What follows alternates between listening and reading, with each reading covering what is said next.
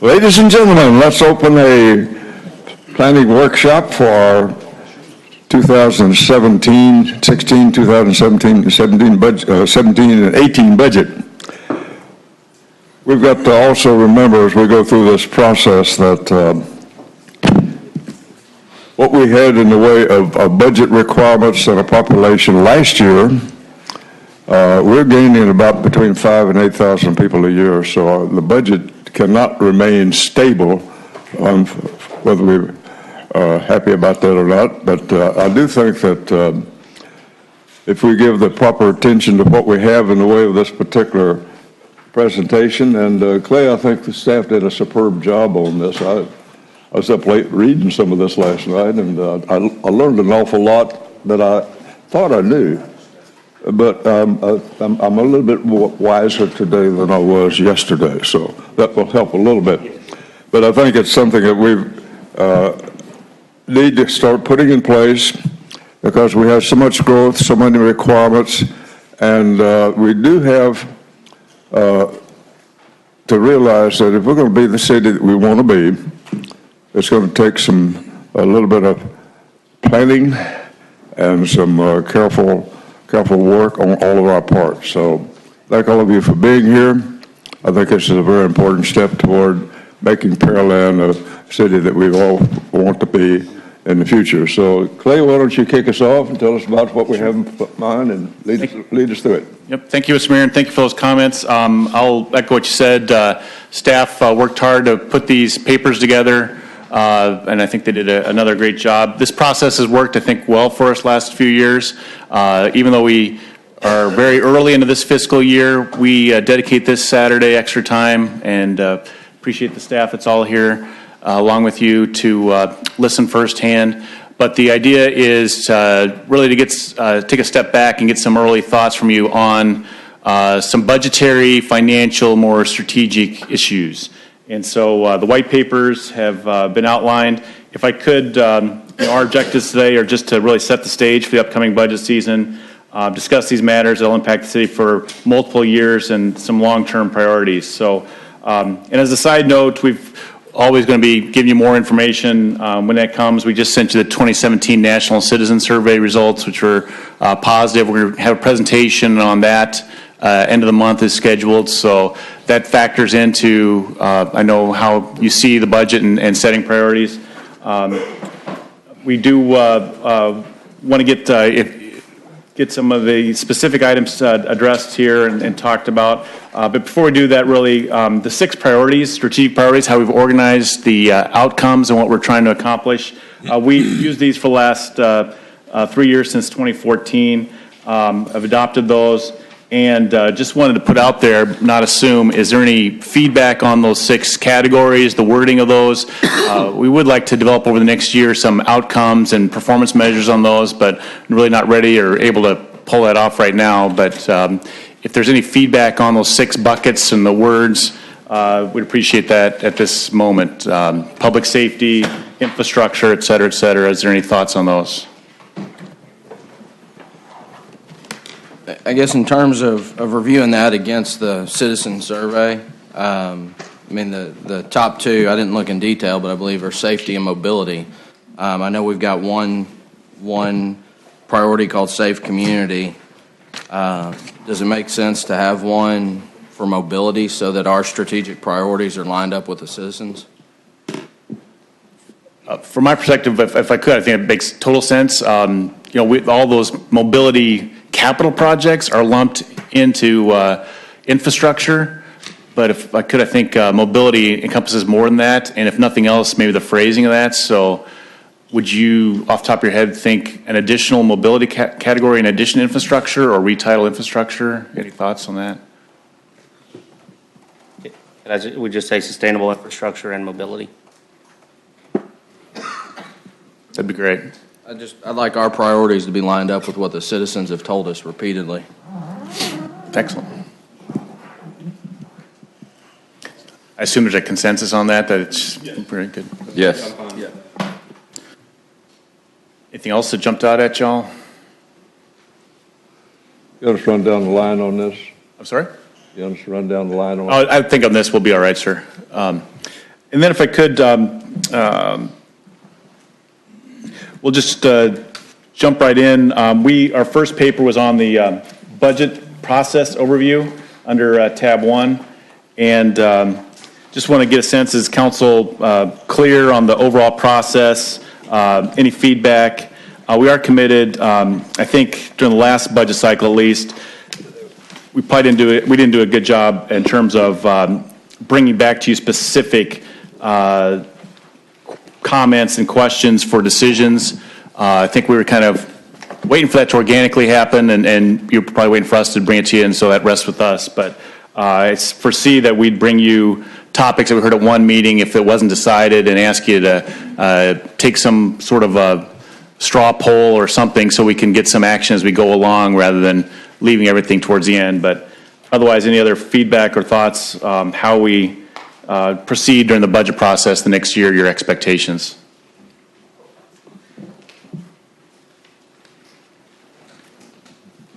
I'll jump in and first of all thank Tara for the great memo. It outlines the effective rate, the rollback rate.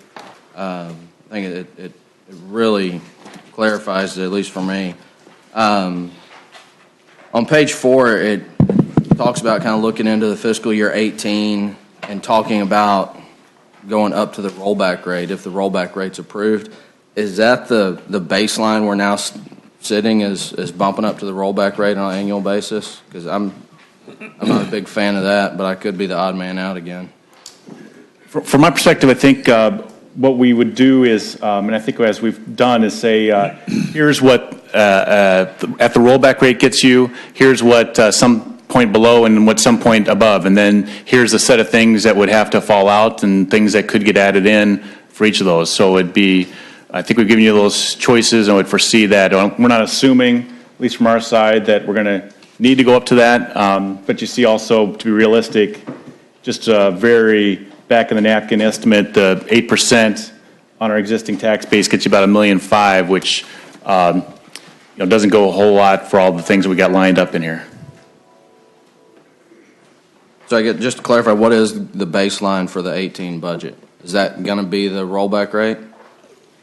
I was trying to say, well, I think we'd assume that. We would bring you something, we'll bring you a budget that meets the, my recommendation for accomplishing things, and then the revenue to bring that. More likely, I would think it would be at that rollback rate, but, we'll give you choices about below and above if you want to drop or add to that.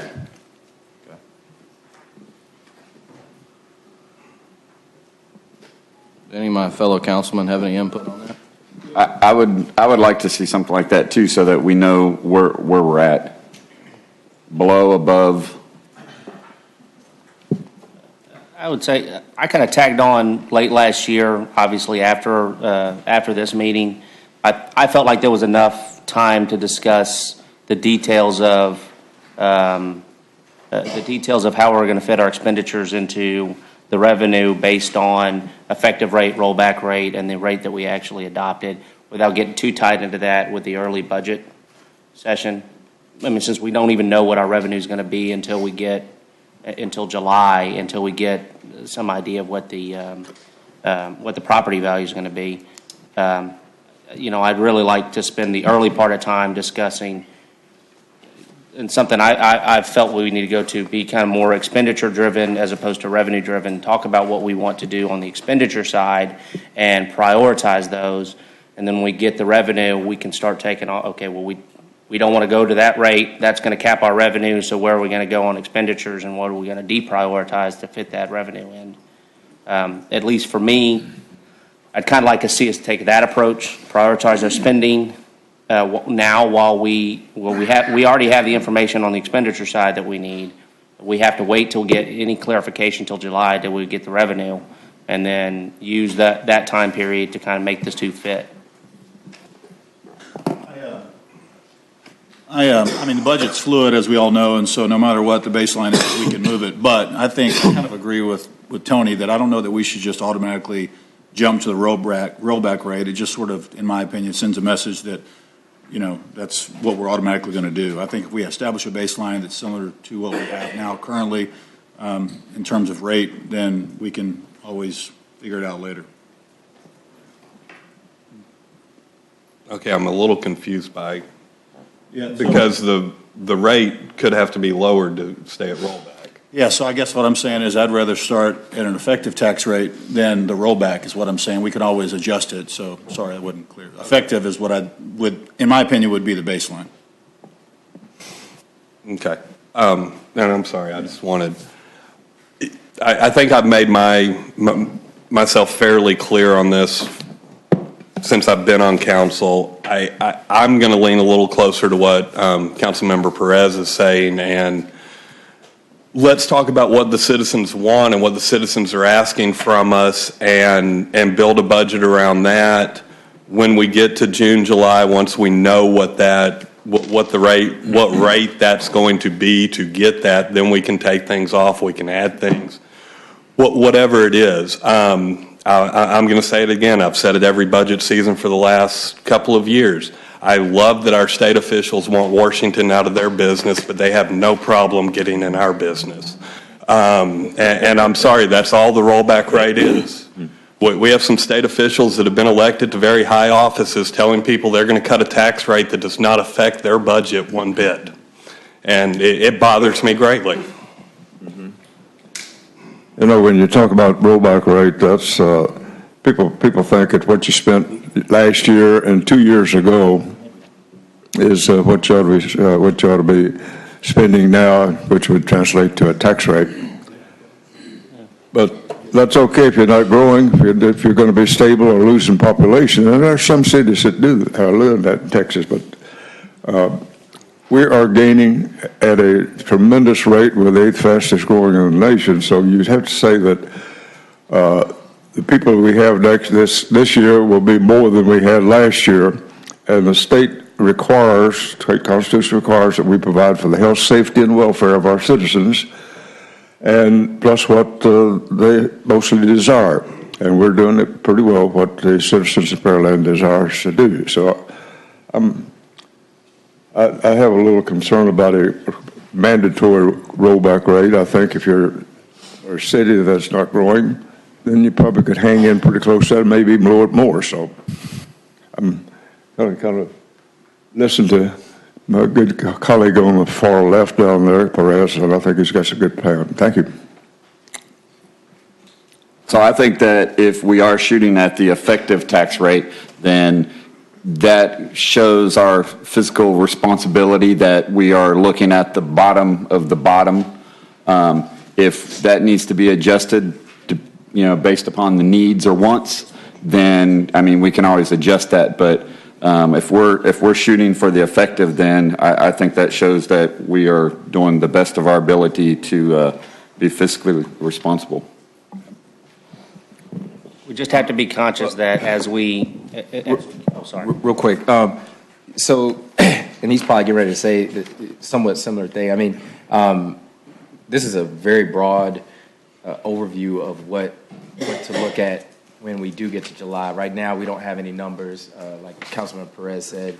And so, I think, and correct me if I'm wrong, on page 4, you kind of were just showing us what would happen if we went to the rollback based on today's tax rate without knowing, any new taxpayers and obviously not knowing the property values in July. But when you look at page 8, is this 2018 number estimated? Is that based on the rollback at 0.69? Just so to make that middle table there? Yeah. Yes, yeah, that's just the valuation and taking the 18%, yeah. 8%, I'm sorry. And so we'd be at a total tax rate of 0.69? Oh, I'm sorry, you're on page... Page 8. I don't think that's with... Yeah, so...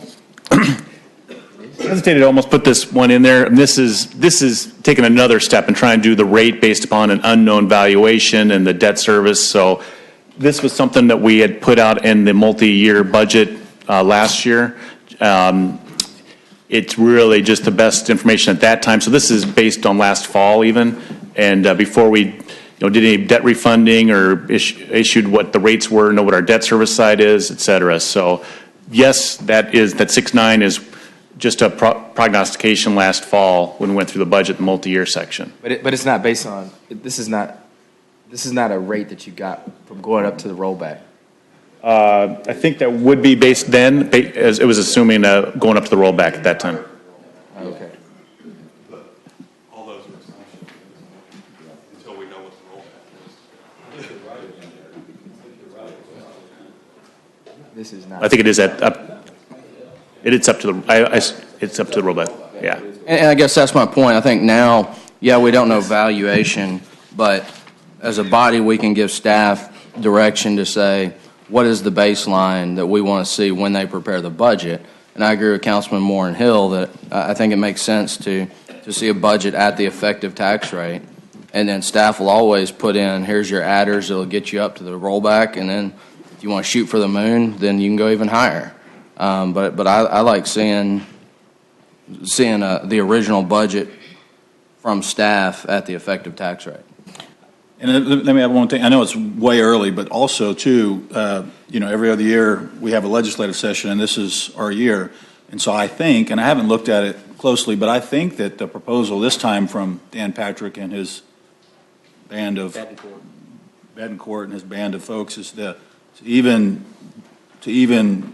decrease it more from, I think maybe it's 4%. I can't remember exactly. 4% with an automatic election. Okay, 4% with an automatic election. So there's a lot of stuff that could happen, and obviously we're going to have some people advocating on our behalf up there, but that could be pretty drastic. I kind of feel like I don't think we need to tighten the screw too much. I think we're all kind of saying the same thing from different directions. Whether we do it, the effective rate of the rollback rate, we are bounding council's bounding staff, and that we want to be sure that we're conscious of once we hit to that, what we think that revenue level is, start deprioritizing things that we feel we must sacrifice in order to be able to stay at that revenue, or figure out what we reprioritize. And I think that's the best part of this meeting, as we talk about everything that we want, and then we start dealing with the reality of what we can afford. And I'm going to kind of disagree with Perez at this point. The chart on page 9 is something that I've looked at for many years, and it has bothered me for many years, and I think we've got here based off the philosophy that I've just heard. Let's put the budget as low as we possibly can, keep that tax rate low, and then when we have citizens come to us and want things, we'll just go out and use a credit card, swipe the credit card. And the chart I'm talking about shows Pearland, League City, Sugar Land, McKinney, Plano, and Frisco, and the overall tax rates, and the debt service tax rate for Pearland is 0.44. The closest debt service to that, McKinney. 0.17. I mean, we're not even in the ballpark. And I don't want to see council continue to do this. I want to see us create a budget that gives us the funds we need to do what the citizens want, so we don't keep adding to that debt service. And I honestly don't believe going out to the effective to bound the first budget is the way to do it. I can go with the rollback, what we think the rollback's going to be, but going to the effective, chances are, is cutting the tax rate, cutting the actual dollar amount that we have per dollar on the ground because of that increase in value. So it just bugs me greatly, because that 0.44, when I look at what we kind of consider our cohort cities, is so much higher. Well, there's a good reason for that. If you look at McKinney at 1712, what they did when they grew, as they grew population and expanded, they just added on another street out from where they are. That wasn't what Pearland was. We moved into completely unoccupied rangeland and had to put all of the facilities in that normally McKinney or Plano didn't have to do, or Frisco. And You have to do that if you're going to provide for the health, safety, and welfare of your citizens. And we had to reach out to do that, and about the only way we could do it was debt service. Well, and It's good that we had the ability to have debt service to make that happen because it's paying off today. And we're pulling it back down, and our debt service is going down, and it will continue to do that. But we expanded into vacant land with nothing in it. They just expanded just down the street a little further, and they did their expansions. Yeah, and Mayor, that makes a difference. I don't want to say that Pearland's mismanaged or done bad, because if you look at McKinney, if you look at their maintenance, it's 0.40. Our maintenance is 0.24. It's just where we've done it. It's also the fact that Sugar Land, I can't speak for McKinney, I can speak for Sugar Land. A lot of theirs is they've given their mud districts road powers. So the residents are paying for roads through a mud district, not through the city tax base. So it's not as simple as people sometimes think it is as far as the tax base and how the city gets what the residents need. But this is a good chart, in my opinion, to show how different cities have gone about it. And for me, the issue is when we look at that debt service, with current interest rates, it's not killing us. But back when we were doing this, some of those interest rates were 5% and 7%. And you're paying interest to do things that if we would have increased the tax rate, we wouldn't have paid interest because we would have been paying out of pocket for some of the small stuff. Some of the big stuff, you can't do it. But when you look at we're basically flipped from what other cities have done. They've decided to use the taxes. We've decided to use the debt service and pay that over time, and that just bothers me.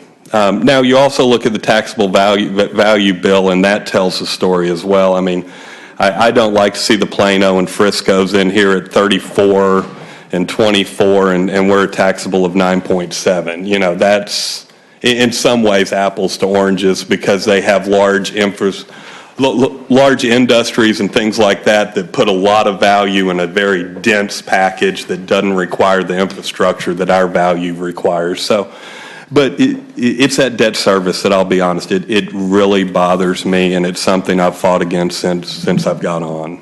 Man. I guess while we're looking at this chart, I hear what you're saying, Councilman Ordno, but if you look at the total tax rate, we're the highest tax rate of any city up there. So I don't know that I feel comfortable giving staff the direction that we want to raise taxes up to the rollback rate. I mean, I think that's equally as damaging because at some point, if we have the highest tax rate, if we continue to go up to the rollback rate, then does that start to stunt the growth? So, well, I haven't seen that. So my answer at this point is no. We haven't gone above the rollback rate in Pearland's history since last year. And has it stunted the growth? We're also the fastest growing city on this list. I mean, all of these cities are kind of already established. Besides Sugar Land, which is still growing relatively. But at the end of the day, I think it's fair to say that to be provided with a budget that reflects the effective rate and a budget that reflects the rollback rate would be beneficial, to probably everyone, just so we can see and make a better determination when July comes around or whenever we get that new budget, as opposed to, and with that budget meaning not just, you all typically give us the numbers and how the numbers look, but an actual budget, like, hey, if we didn't have this many people in this department and we didn't put this much towards, whatever project, then, we'd be at this rate, but we'd lose this or we'd gain this, that kind of thing. To Councilman Orno's point, I do agree with you in that we need to be more disciplined about what we're adding on every year as non-voter approved debt. We don't need to say, okay, that's our cap and that's our budget until somebody comes and asks for something, and then we CO, which adds to our debt service. I 100% agree. I get a little bit of angst when we're comparing ourselves to some of these sister cities when it isn't apples to oranges. Sugar Land started off privately funded. They have an advantage that no other city had. They were pretty well off in developing that city on private money from the Imperial Sugar Company long before they incorporated. No other city that I'm aware of, or very few cities throughout the country, have that unique history. McKinney, Frisco, they have nearly double our evaluation, so they're getting twice as much money for half the rate. It's difficult for us to guide ourselves based on what is, and I'll say this somewhat controversially, an arbitrary statistic based on what percentage we're getting or what value we're getting on operation and maintenance, when it's not equivalent to how much revenue we're getting to do the same thing that they're doing. So going back to the same point I made before, we need to take a look at what it is we need to spend, and I think that should be our first priority, and then organize those things in a manner, and so this is something we have to live with. Here are our needs, here are our wants. Here's where we come in with the effective rate. Here's the rollback rate. Let's take a look at the wants that we can cut. Because even if we take the rollback rate, there's wants that we're going to have to cut. If we go to the effective rate, there's just going to be more wants that we have to cut. And be conscious of the fact as we go through this next fiscal year, when we finally adopt this budget, we're going to have to explain to the people that come up here and say, why isn't this done? Why aren't we doing more about this? Why aren't these roads fixed? Why aren't the sidewalks filled in? Why is my water murky? That this discussion now sets the precedent for all of those discussions later. If we want to be disciplined with not establishing COs as a backdoor to fix all the problems as they come to our attention, then I'm fine with that. And I think that's what we should do, because that's adding to the 0.44%. That's adding to that burden where we start losing control of what our tax rate is. But I think, again, I think that it's better that we start revenue. We take expenditures, we organize our expenditures before we organize our revenue, in my opinion. And I think that we can do that, but we also have to have different packages for the effective, the rollback, and then above, so that we can show the citizens, here, if we do this, this is what you're going to get. If we do this, this is what you're going to get. So when they do come and say, well, how come we don't have this, and how come we don't have that? Well, because this is the pile of money that we had to do it with. And I just think if we do that, then it's just much more out there and everybody can understand why stuff's not done. If I could, I want to make sure we're not talking past each other. I understand and I think I hear what y'all are saying and knew this would be challenging part of the conversation, but it's my responsibility. I've got to file a recommended budget, so there'll be a rate in there recommended and has that package that tries to balance those things, but also here too that we'll try to provide narrative and choices and what have you. I think as members Moore and was saying particularly that gives you that decision set. So. Sure. Cool. Sounds good. Not quite as exciting, but we did have a paper in there too about one of our technology needs, and we've touched on this a little bit in the past, but it's becoming increasingly challenging. We need to eventually move to a citywide license agreement with Microsoft Office and try to get off of buying those systems with each computer and then managing different versions and securities and what have you. Problem is that startup is and sustaining is a hefty price tag since we've gotten as big as we are, and had started on that years ago.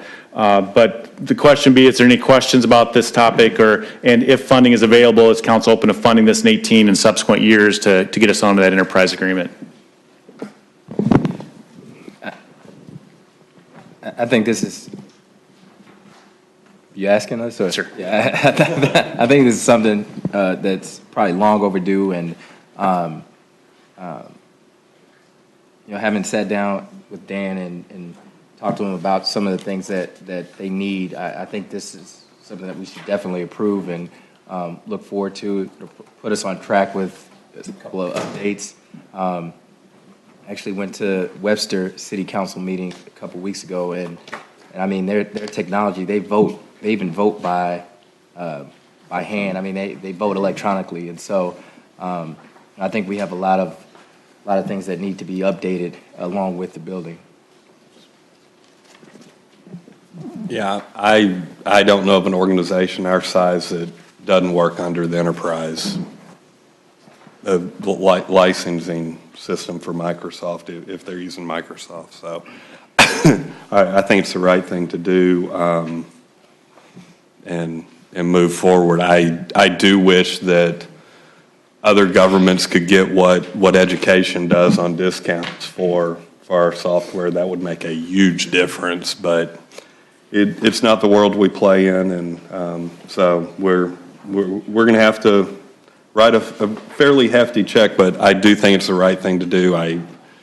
It makes life much easier and keeps us updated with our technology, and we live in a technology information world. I appreciate the memo. I'm not 100% sold on this. I mean, I know we need to do something. I don't know if there's any other options out there. I mean, we look at the IT budget over the past 3 years, and it's grown exponentially. So I can't say yay or nay at this point. I'd like to see if there's any other options out there. I don't know what those would be, but I don't know. It seems like in my office, everything's moving to outsourcing, moving to the cloud. You don't have anything on site. All that risk is pushed off to these huge data centers that have the built-in redundancy. And I don't know. I'd like to see something, because it seems like we're throwing millions and millions at IT. And I know we were behind the curve a few years ago, but it just seems like there's continually items that come up, and I don't know. I'd be interested in taking maybe a workshop or something to look at the overall comprehensive plan for IT and where we're headed, and what are the unknowns and what are the potential unknowns out there over the next few years, because it seems like we just keep getting hit with these huge budget numbers from an IT standpoint. Just so I'm clear, I mean, from what this chart says, we're only doing about 250 the first 3 years, and then 137 each year after that, right? Yes, and that's the rub is in the scheme of things, it's $250,000, but that takes care of the entire enterprise-wide, citywide, and so it's that initial downstroke that that we just want to point out, if nothing else, and make you aware with this. So, and appreciate the other comment. We're not trying to lock people into yays or nays on any of this. It's just to get the questions and raise the topics. So, if there's a consensus on any of these things we talk about, everybody loves or everybody doesn't, we'll take that cue from you. So. I kind of agree with Councilmember Carbone. I think it classifies into a want, not a need. And with the fluidity of IT, we may do a large investment in something and find out within 2 years the technology's outdated and have to have a large investment in something else. At least that's been my dealing with in an industry that's IT heavy. It just seems like every time we get caught up in one company, everything we've done is outdated. That's not said to trivialize it. I do think that we need greater information as to what it is, the value of what it is that we're doing by giving everybody integrated onto the exact same platforms, and then how we're going to realize that savings, and then how that's going to allow us to be more responsive as IT changes in the future, before I can feel comfortable making a decision one way or the other. And I would agree after hearing those comments, we probably need a workshop, because, I mean, to me, the line in here that is key, and I'm looking for it again now, but basically, if you'll look below the chart on page 15, I can't find that. 2 sentences I'm looking for to quote word for word.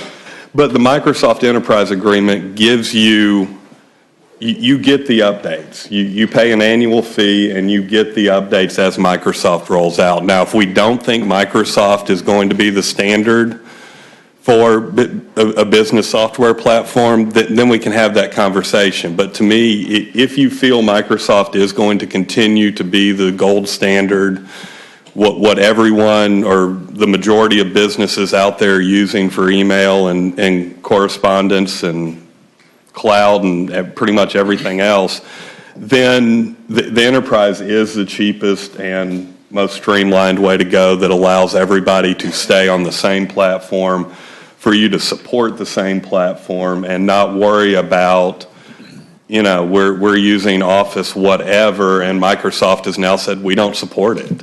There will be no more updates, there will be no more security patches, and then we're left in a position where we're having to upgrade hardware and software to make sure it's still supported. What is the cost difference on what we're doing now opposed to what we're trying to go to short term and long term? Is it cheaper, or? I don't think it's not going to be dollar-wise cheaper. Dan, can you come up and just point them out then? It's not going to be dollar-wise cheaper. The idea is that for what you get for it, you don't have file inconsistencies inside where you're trading files. We're getting more for our money that we're spending. That's the idea. But Dan, can you talk about the dollars?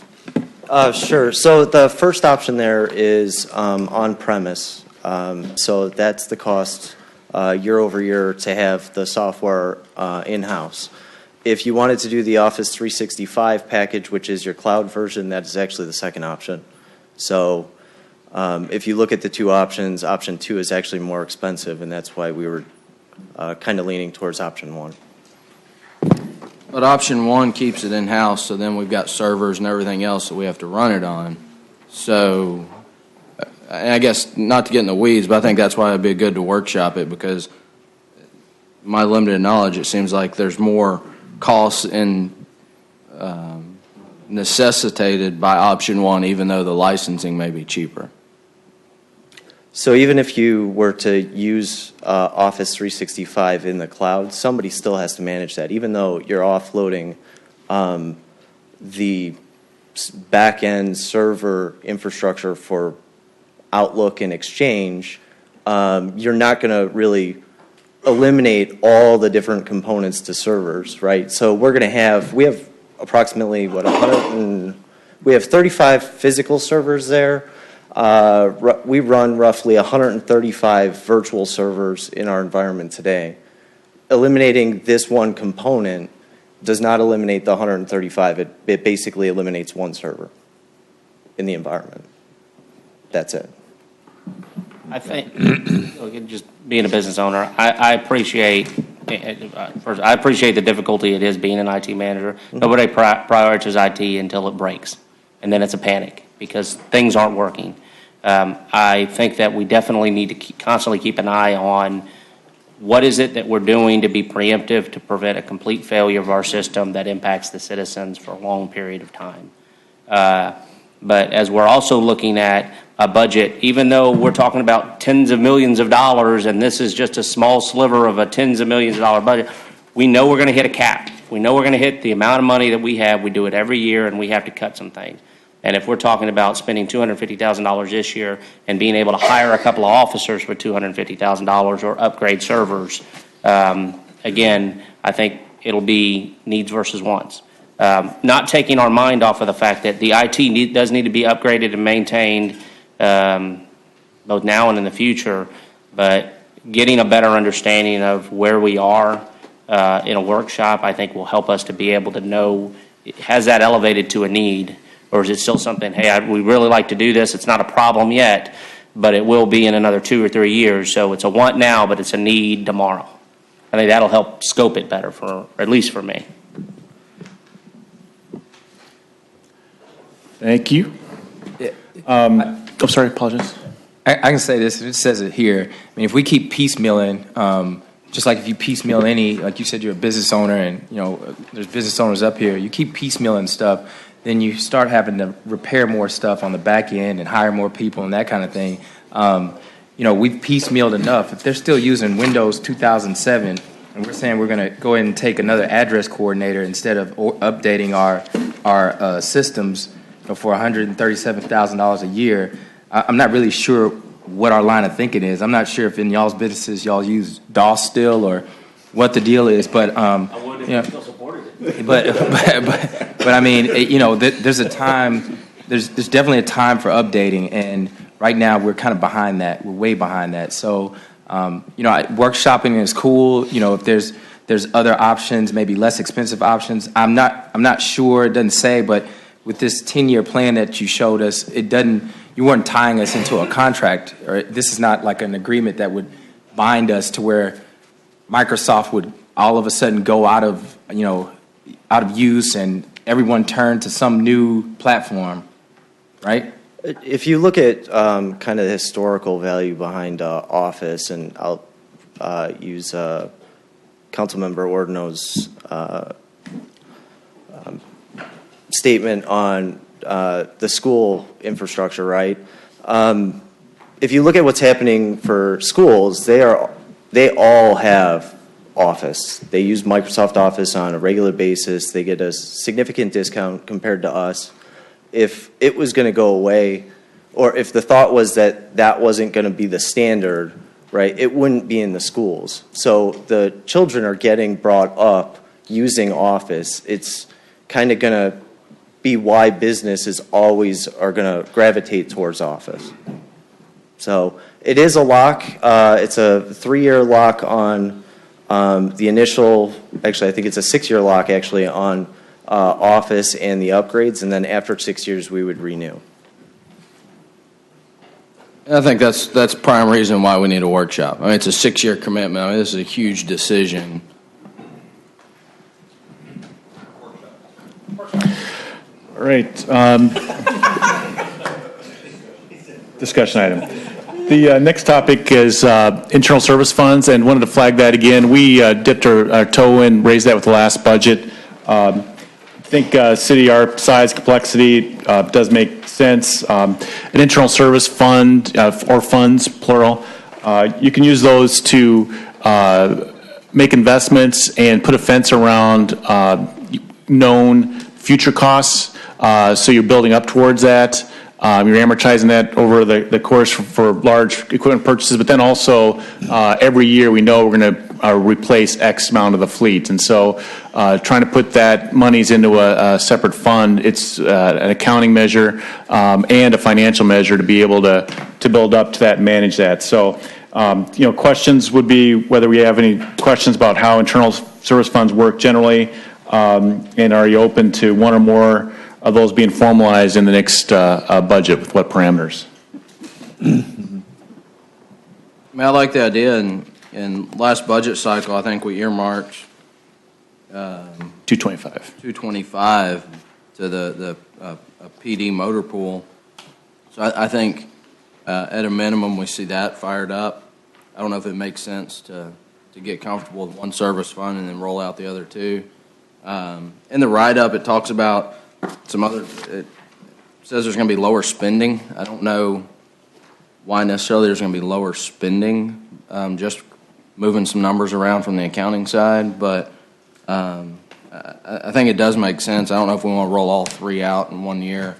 So I'd be a fan of looking at the motor pool fund this year and then potentially bringing on the other two in the next 2 years, or an approach similar to that.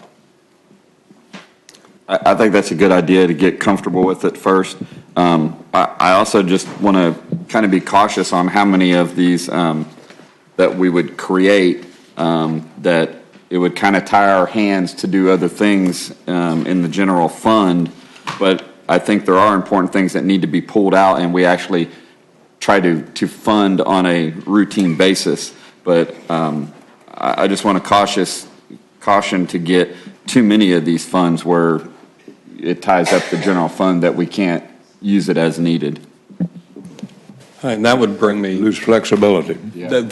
Well, but that would bring me to my question. What would it take if 10 years down the road something happened and council said, okay, we want to pull money out of the facility funds to pay for a need outside of that? It'd be a council action to move budget, increase Right. one and lower the other. So, and where I'm going with this is, I love the idea because the idea gets us away from COs somewhat. It's a small step, but being able to save money and be able to do larger ticket purchases 5 years down the line, you're investing internally, you're getting not much, but some interest off those investments, and then you have that money to make larger purchases down the line, is the idea behind these enterprise funds. And it doesn't tie you half as much as a CO where you've already borrowed the money and you've gone and spent it. So I know I got an interesting look from Councilmember Carbone, and I understand this is a small bite out of that apple, but it is a small bite moving in the right direction. And I'm willing to take any step I can to move in a direction that's moving us away from debt service funds into something where we're saving in-house to be able to do that. I've seen firsthand what the school district's been able to do because they had funds internally set aside. And I mean, to be perfectly honest, in some years they did that by not cutting the tax rate when they could have. But it has allowed them to do things internally that we have had to go out and take on debt to do. So I like the idea of the enterprise funds. I think the three that are set up here, if we're going to do them, are all three areas where there are going to be expenditures year after year. You have to maintain your buildings. Technology, like it or not, it's like a boat. You're going to dump money into it from now until we do something different, and that's every department in the city, from the technology department to public safety that relies heavily on our network and on technology to get their jobs done, to bill payment that's now done online. I mean, it's just across every department. And motor pool, another one. We've bought vehicles every year I've been on council, and I don't see that changing anytime soon. So I like the three areas. I think it's where you do want to save, because all three of those also are normally larger ticket items when you do have to write that check to move forward. So I like the idea. And if we can budget for all three, I'd love to see all three. If not, we'll start off with motor pool and one of the others, or just motor pool. But I like it. Thanks, staff, for bringing it forward again. I think it's a great idea, personally, agreeing with what the other council member said.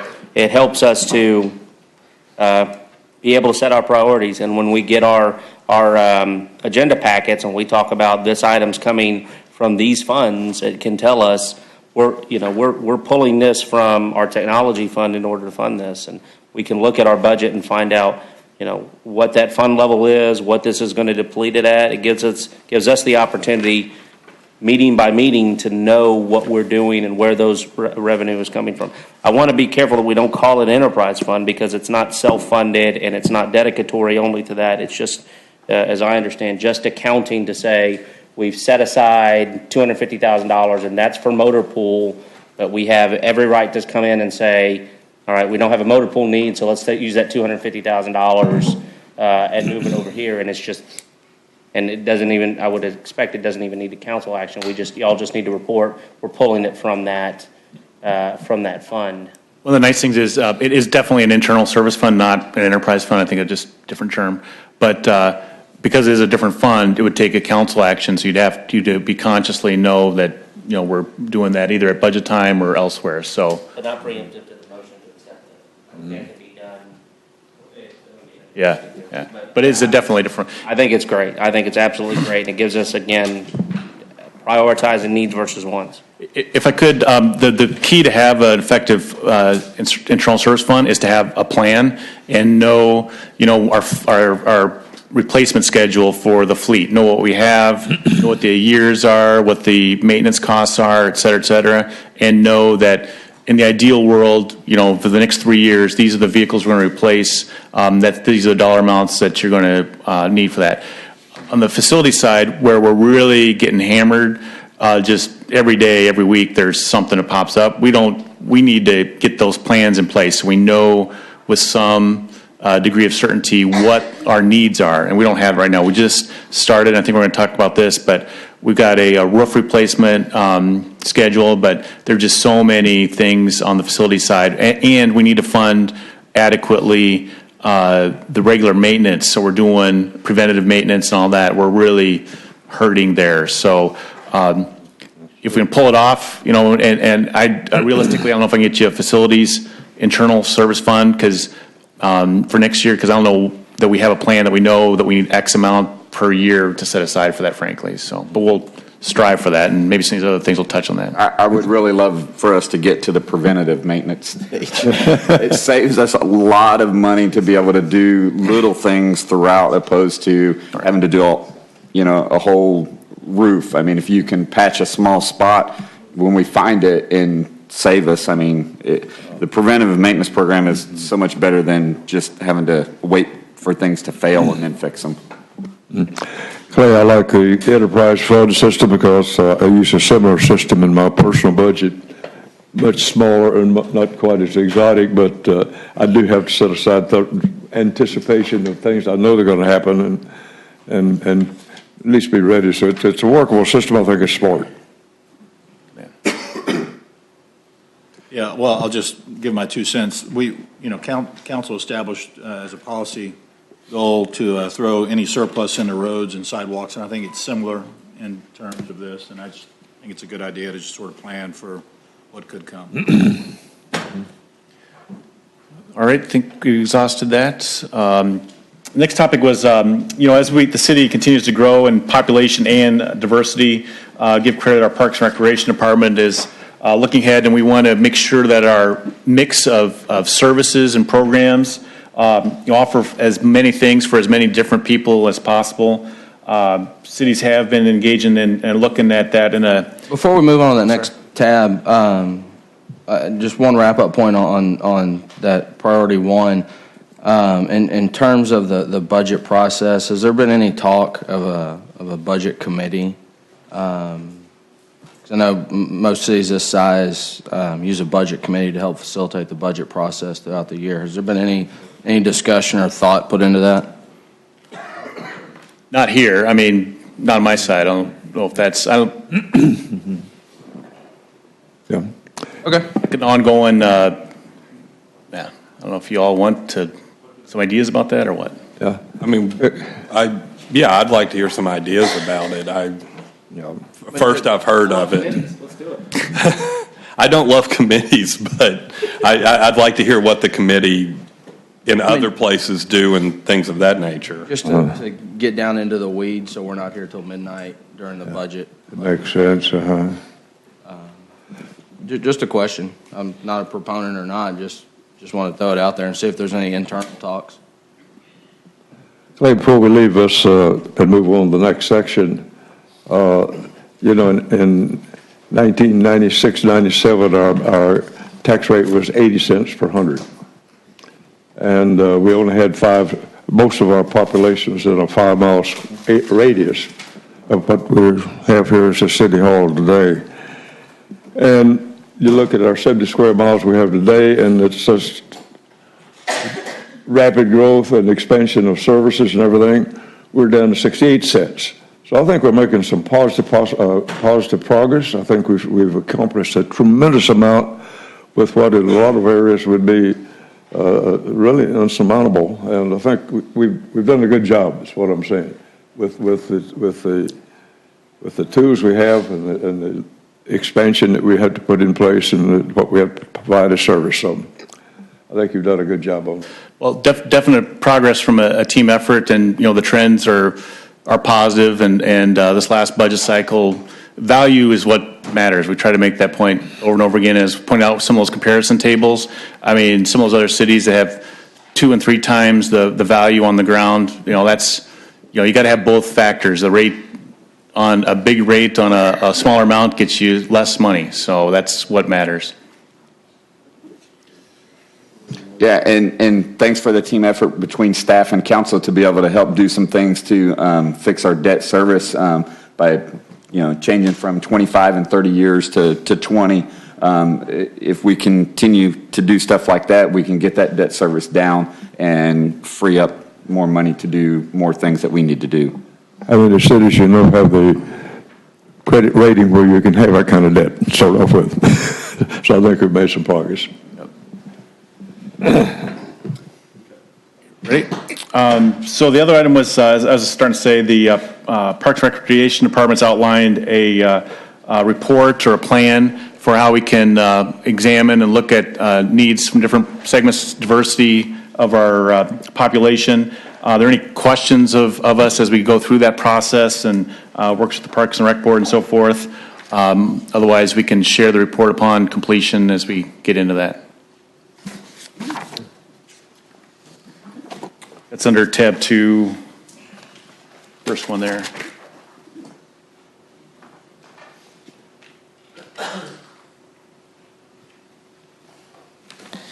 I would say I don't devalue what's being proposed in the memo. I would say that it's not something that I want to prioritize right now. I certainly, we need to be conscious of the fact that we are a diverse community. We have a lot of people from different national and national backgrounds, a lot of visitors. I do want to make sure that we're incorporating them, but I don't know if that's something that I want to prioritize at this moment, especially when we have so many other Parks and Rec needs. So the $17,000 is going to hurt our pockets to do an impact study? Is that what you're saying? A lot of studies. It's a lot of studies. What was the first part of that? No. Well, Councilman Perez said he doesn't want to prioritize it. They're basically taking a look at something. I mean, there's no plan here. There's just taking a look. I mean, so we've got the money budgeted. I'm sorry to interrupt, but we got the money to get us that plan, and the idea would be so that the monies that we are spending on programs, we're using those to the best to meet different populations. And you're right, we've got the money budgeted. We're going to be bringing forward this plan, and then we'll be able to, in our minds, improve our service mix and programs and be more conscious of that as we do our Parks and Recreation programs particularly, but others as well. I think this is a good investment. It's a small amount of money when you compare to having to deal with something like a Ferguson or somewhere else. How much money did that cost them? That cost them a lot of money. Still going. It's still going. So if we can spend $17,000 to do an inclusion plan, which I hate inclusion because I think everybody is the same. If we continue to keep pointing out that we're different from each other, then we'll always be different. But to do an inclusion plan for $17,000 to help us not end up like some of our other cities in this country, I think it's well worth the money. Well, and growing up in Pearland, I've always felt Pearland has been an inclusive community. And I support this. I want to see us to continue to be that inclusive community. We are outside of the most diverse metropolitan city in the country now. I mean, Houston has been named the most diverse large city, taking it away from, I believe, New York. I try to forget of other cities when the one in our backyard is number one, and arguably it's Pearland or Sugarland is the most diverse suburb of Houston. And again, I will say Pearland is the most diverse. So I like the idea. I truly believe one of the reasons Pearland is the great place it is because of our inclusion and the fact that we have that small town feel. There's a lot of reasons for that small town feel. Some of them are sitting up here with me. But we need to keep that, and inclusion is a big part of that. So I like the idea. Mm-hmm. I apologize I'd step out, but just to clarify, this contract's already been executed. We spent the $17.5, right? Yep. Okay. Yeah, that's not much money to keep the attitude right. I guess the question I have is how do we see this affecting, there's a note somewhere saying that this is going to affect the future budget. Yeah, it says it is anticipated to have data to influence the fiscal year 2018 budget. What does that look like? I'll ask Chris to come up and share that a little bit, what that might give you some choices for. Yeah, I think we're naive to sit up here and say that we're going to spend 17.5, and that's all in all going to prevent Ferguson happening here. I mean, come on.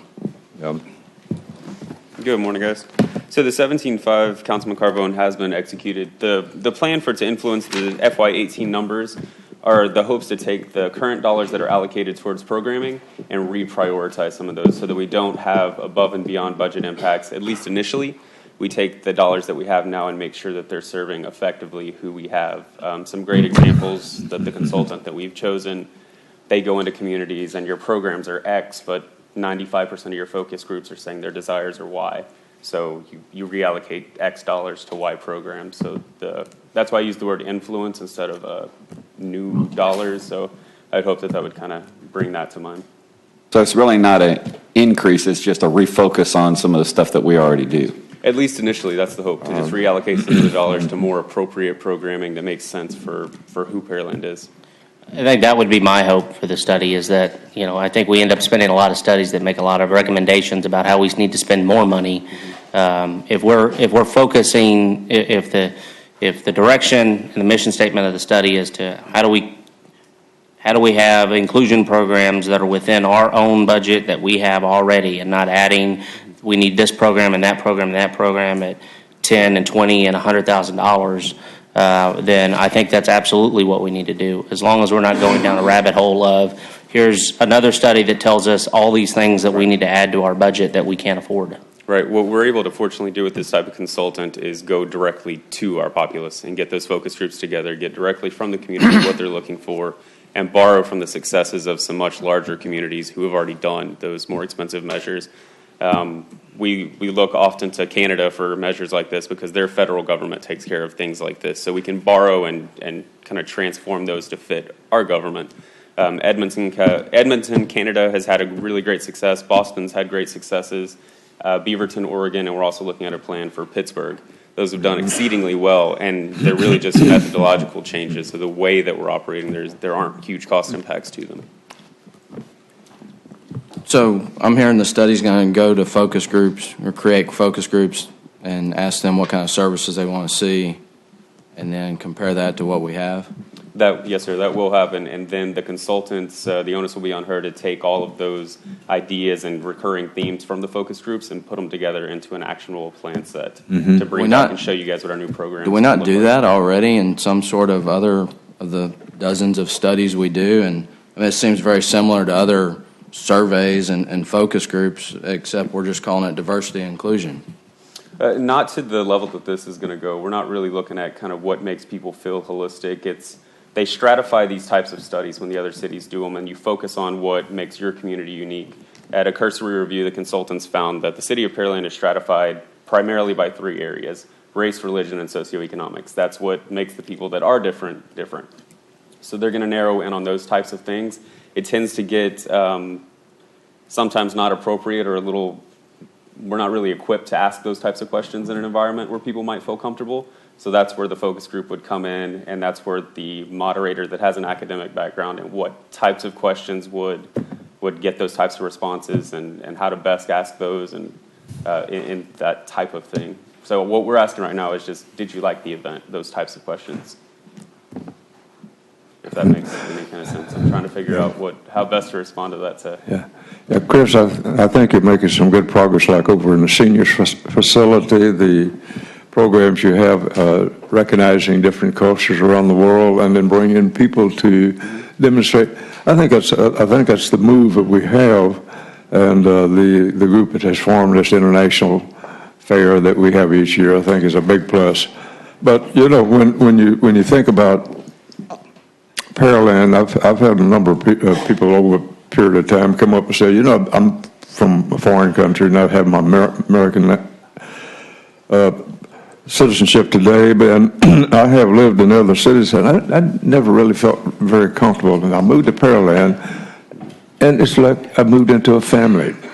And I think a lot of that has been engendered by the rec center activities, some of the things that you have done, and where people get together and play together and recreate together. And I think it makes a big difference. And the fact that the people in Pearland are very open, and I think it's a different atmosphere that we've created. And I think we need to continue. Whatever money you can get to spend on that, I think is a good expenditure. Thanks, sir. Yes, sir. I want to say I can appreciate this.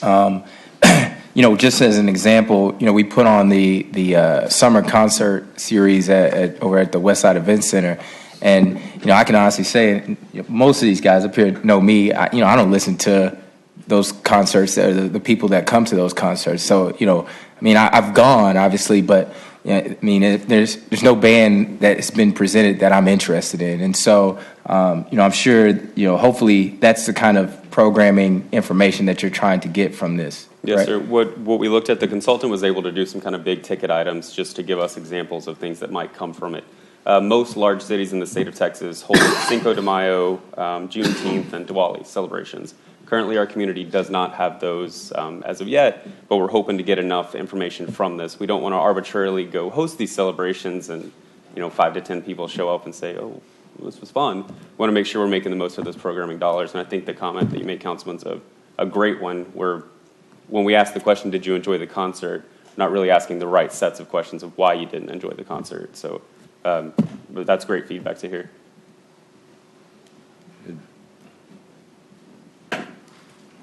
Well, you getting any guidance? No, it's good. So if you're willing, tab 3. I guess, in wrapping up tab 2, we had one memo that we spent $17.5. Do we need a strategic priority? Is this a valid strategic priority? It begs the question. For me, it is. I think so also. Why don't we have anything else in here? We can list it as a priority, but you look at all the other tabs and I don't know, just to ask, I'm not. Are you suggesting we put more money into it and more items?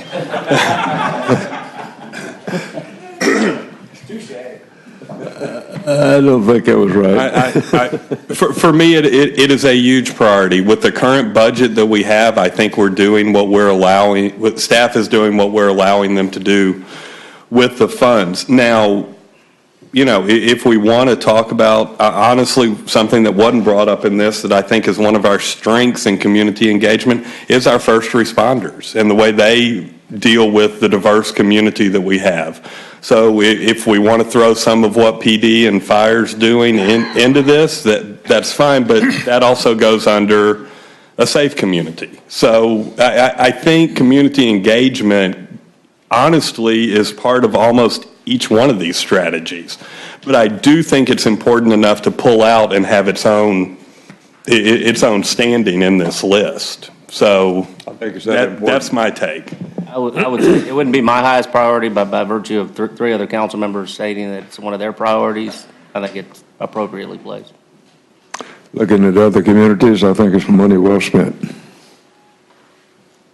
Well, I was just going to chime in. I think that given especially if you take a look at the cost, the value is far, far, far greater than the cost. It's hard, I think, for some because it's such an abstract issue to wrap your hands around. But it's certainly something that I guess at its base is just based on love. And so, if it's $17,500 and something good comes out of it, then it seems to me like love is worth a lot more than $17,500. I love you, Councilman Hill.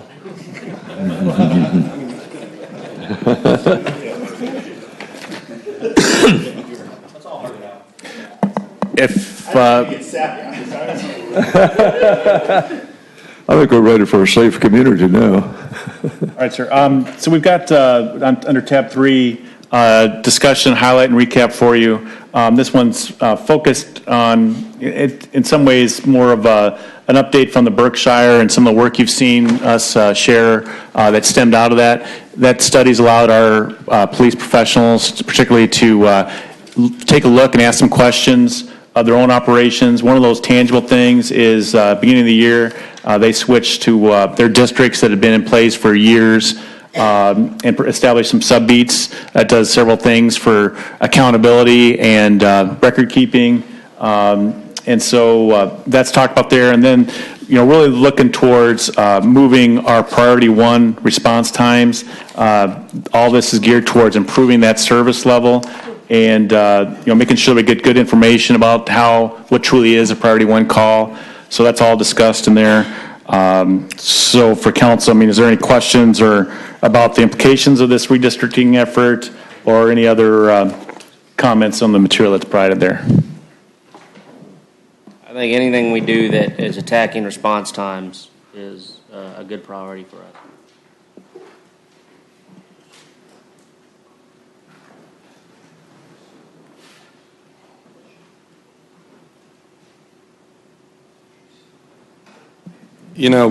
While we have a sidebar over here, it's going to come up, I believe, in point 5, but when we look at ETJ and annexation, this map just brought it up to me. District B has some issues that I don't see in A or C, and every district I know does. But when you have these ETJs and these city pockets that are isolated, to me, that can't make it easy for our first responders. And I'll go into more depth when we talk about the annexation plan moving forward. But I would like to hear from the first responders on how they feel about this. It's the new district beat maps. I assume they're supporting it. I like the division personally. I think it does a good job of putting the population densities and getting the equal amounts there. But those gray areas, and then when you look at that little area B2, which I would like to know if they've ever responded to, because I hope the cows out there don't need a whole lot of service. But it is concerning when we have once we start having development in that area. It's hard to explain to some of these residents why they see a police car pass them by, and on the other hand, why does it take the sheriff's department so long to get to me? And it's because of these pockets. And I know people don't like to be annexed, but those pockets bother me. The rest of the ETJ, some of this area that we have south of Shadow Creek Ranch and South Fork, I think I've been pretty vocal in saying let's get rid of it and let somebody else have that burden. And if we can't provide the services to them with our budgets. But it's these pockets that really do bother me when I look at maps like this. Maybe if Chief Doyle might come down and just talk about that. But I got to say, since I've been here and looked at a lot of studies and reports and decisions, the growth of the city is the biggest strategic thing that we're dealing with. But that's also layered upon how physically wide this city is. And we've got this barbell of population between the west and the east edge, where you have these population centers. And there's some pockets in between that are pretty thin, but trying to service this geography, whether it's water and sewer or parks and recreation or police or fire, is a huge everyday struggle and challenge. And so I hear what you're saying, and it comes up so many times in different ways, frankly, about how do you get to A2 and C3, and then, oh, by the way, you got to go down to B2 as well. It's just trying to service this evenly is a big deal. So, yes, part of the whole reason for scaling the districts down and increasing and including beats inside of them was able to more effectively and efficiently position personnel inside those districts. So we created the sub beats. So when we do need additional personnel inside a district, Captain Randall will be able to, I guess, more focus those efforts with more laser-like precision, because he will actually place them into a beat inside a district and not instead of just inside an entire district. We do have instances where we are driving through the county to get to the city, and we've always viewed that as just a part of doing business. No fault of y'all. And I believe this area down here that you were speaking about earlier, that is due to be developed pretty soon. So we're going to be going there, at least initially, I would think, quite often. But Captain Randall, do you have anything you'd like to add? Okay. Thank you. Yes, sir. Chief, before you run off. Nope. I tried. Sorry. First, congratulations on this being the last budget conversation you have to. Oh, well, thank you. I think so, yeah. Okay. It is now. It is now. I like the idea of finding remote areas in the districts outside of the Safe Center that we can allow these guys to stay within their districts throughout the majority of their shift. Can you talk a little bit about where we are in that program and, budgetarily what you think that's going to require of us? Okay, I am going to call Captain Randall up. He has done an awful lot of research. He's done a lot of work on the redistricting and the beats and making, I don't want to use the term substation, but utilizing fire stations and things like that as staging areas for officers to be more efficient and effective in those districts and beats. So I'm going to let him field that question. Yes. I guess let me be more focused in my question. So are we looking at using existing city facilities and not looking at trying to lease a space in an office building? Correct. That would have a budgetary.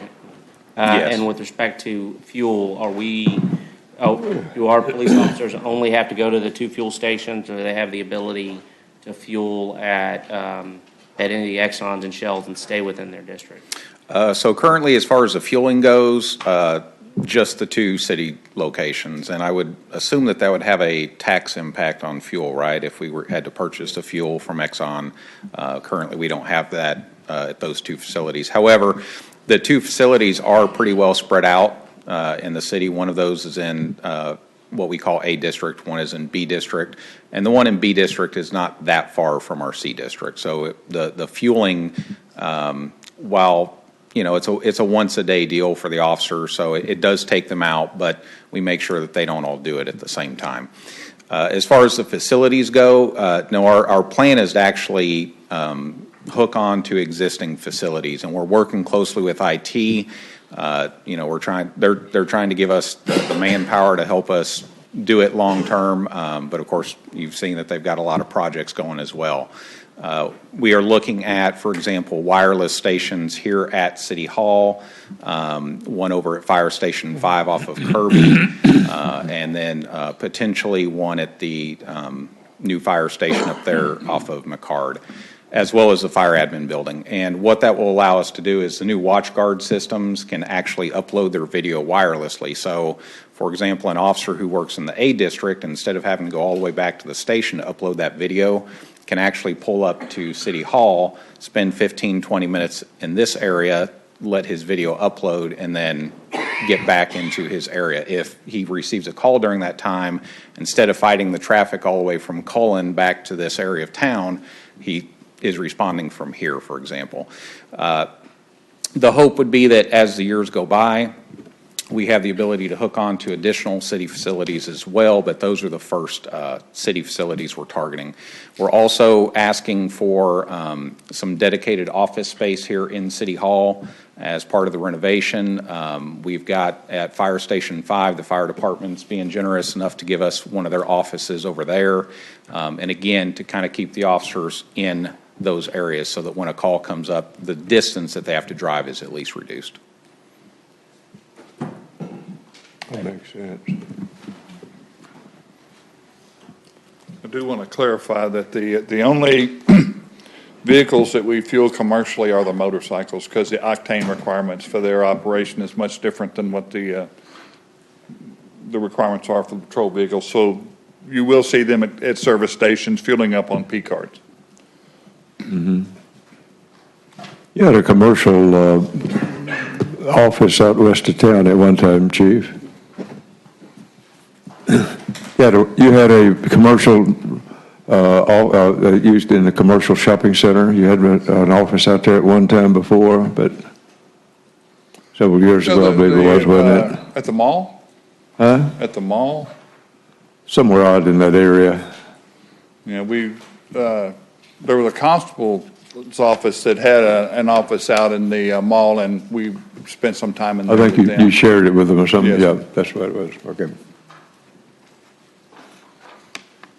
Part of the point, I guess, would be, from what I've learned and heard, is trying to keep officers out and about, not necessarily fixed in a facility, but to have the ability for them to do work, and that's what referenced. We need that technology connections and what have you, so they can go into stations or public works or whatever the case is to download and refresh or whatever might need to be done. So, and a lot of the things are moving online too for report filing, et cetera. So it's more convenient for residents or whoever 24/7, et cetera. We're seeing more of that and doing that as well. Yeah, another push that Captain Randall is making is one that goes completely against old school people like me, is the elimination of the actual physical roll call.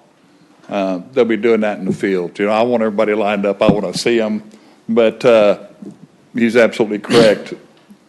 By not making those officers come in to a central location, it keeps them in their districts and beats and available. They can respond quicker and more efficiently. And there's other ways to get information to the officers besides calling them in.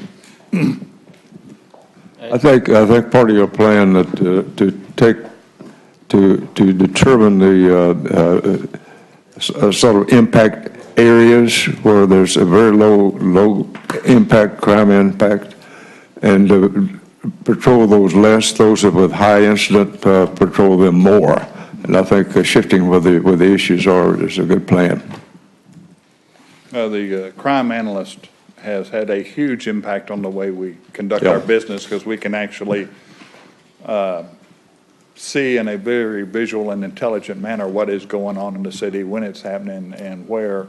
It's just made the way we conduct our business much more efficient. We're not operating quite as much in the blind as we were. Yep, I think that's a good plan. That's good to hear. Something like that makes it feel good. This memo is, talking about response times, and one thing that's hit close to home over the past several months. We've by my subdivision, we've had a lot of people speed past buses, stop buses with the flashing red. We've got some officers out there, and they appear to be writing 1 or 2 tickets every morning in about a 15-minute time span. So that, I like numbers. That got me thinking.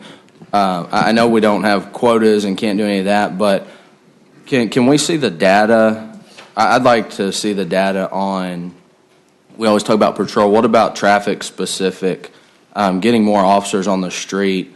That is an expense, but that has to be generating some additional revenue, because the bottom line is on response time, if there's more officers out there, even if they're dedicated to traffic, if one of the high priority calls drops, they can go to it.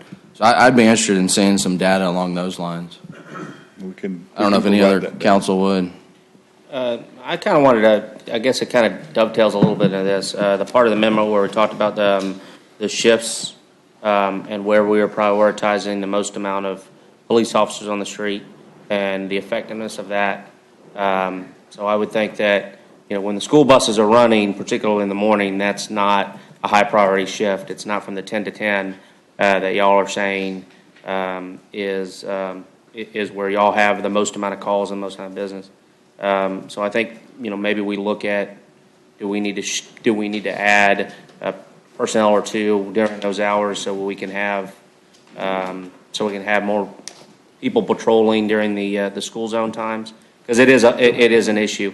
But coupled with that, if I'm understanding correctly, we've just moved to the shift to the offsetting shifts for our 12-hour police officers. Are we seeing any effect of that? Is it too early to see a great effect of that? Are we seeing a benefit that will allow us to reduce the demand of police officers we need by pushing more of them into that 12-hour span of 10 to 10? Would that be able to eventually offset the 87 or 82 additional officers that we would need to get to the 6 or 7 minute response time respectively? Do we know yet, or are those two things just independent? I think it's really far too early to tell. It's been about 1 month since that shift started working. And answer your question, while we are deploying less patrol officers during that morning time hours, it is important to note that we do have both the truck enforcement officers and the motorcycle officers that are deployed during those hours.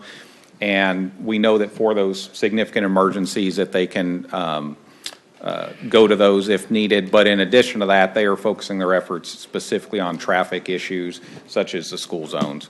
But I can definitely get you some numbers on basically the return on those motorcycle officers, those traffic units. What about having some of the SROs maybe patrol the school zones before they go in? I think Tommy Landis had volunteered to do that, so. Oh, he told me that too. He might have. And that is always something that's possible. However, that goes outside what would be their normal working hours. Basically, the hours that they work, those Monday through Friday schedules at the school district are pretty much covered inside the actual schools. So really the only way you could do that with them would be to provide them overtime to do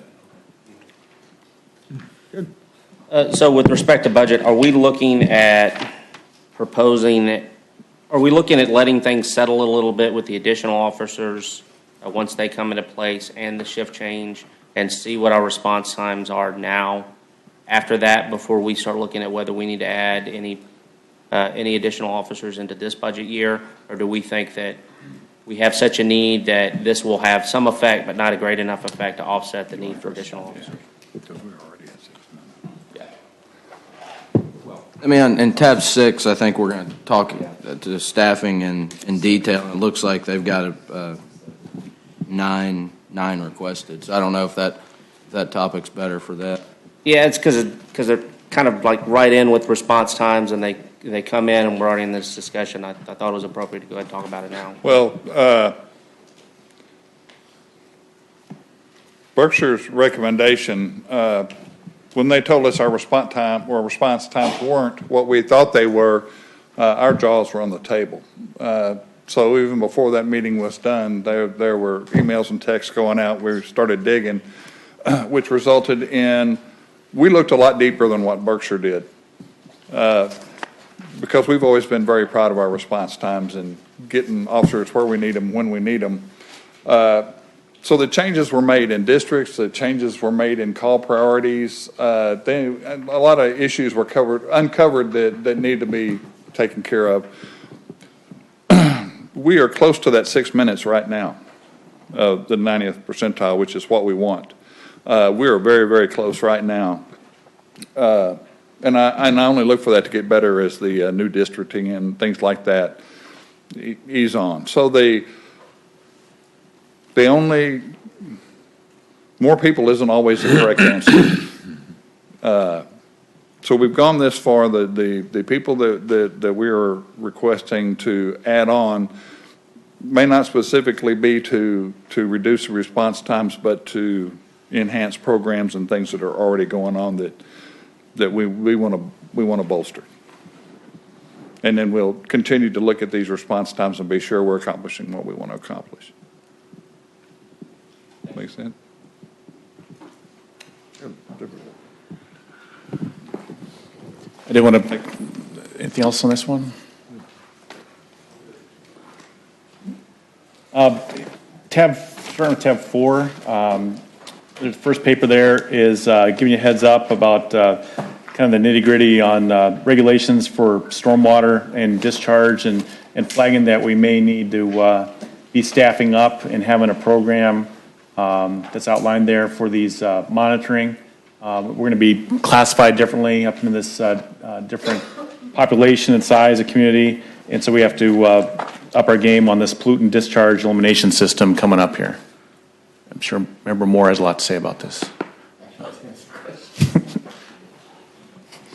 Okay, I'll start this.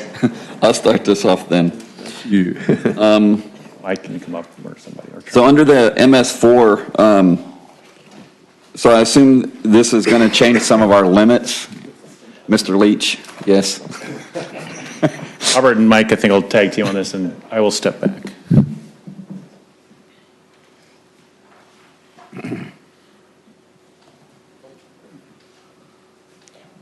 So I assume this is going to change some of our limits. Do we know how and what yet? Actually, Councilman Ward, it doesn't necessarily always change our limits. It changes our investigation procedure. Okay. So if we do find and take a look at those reporting limits with regards to bacteria, if we see those growths that are higher than what are standards, then it leads us to investigation more of discerning where it is, where is it coming from, is it coming from within the city limits, and then we need to investigate which industry is doing that or which discharge that's happening from, or is it outside, and so that would be monitoring upstream before our city limits and then downstream of outside of our city limits where that goes. So then reporting that and then finding and then creating a plan to mitigate that. So those limits are already set.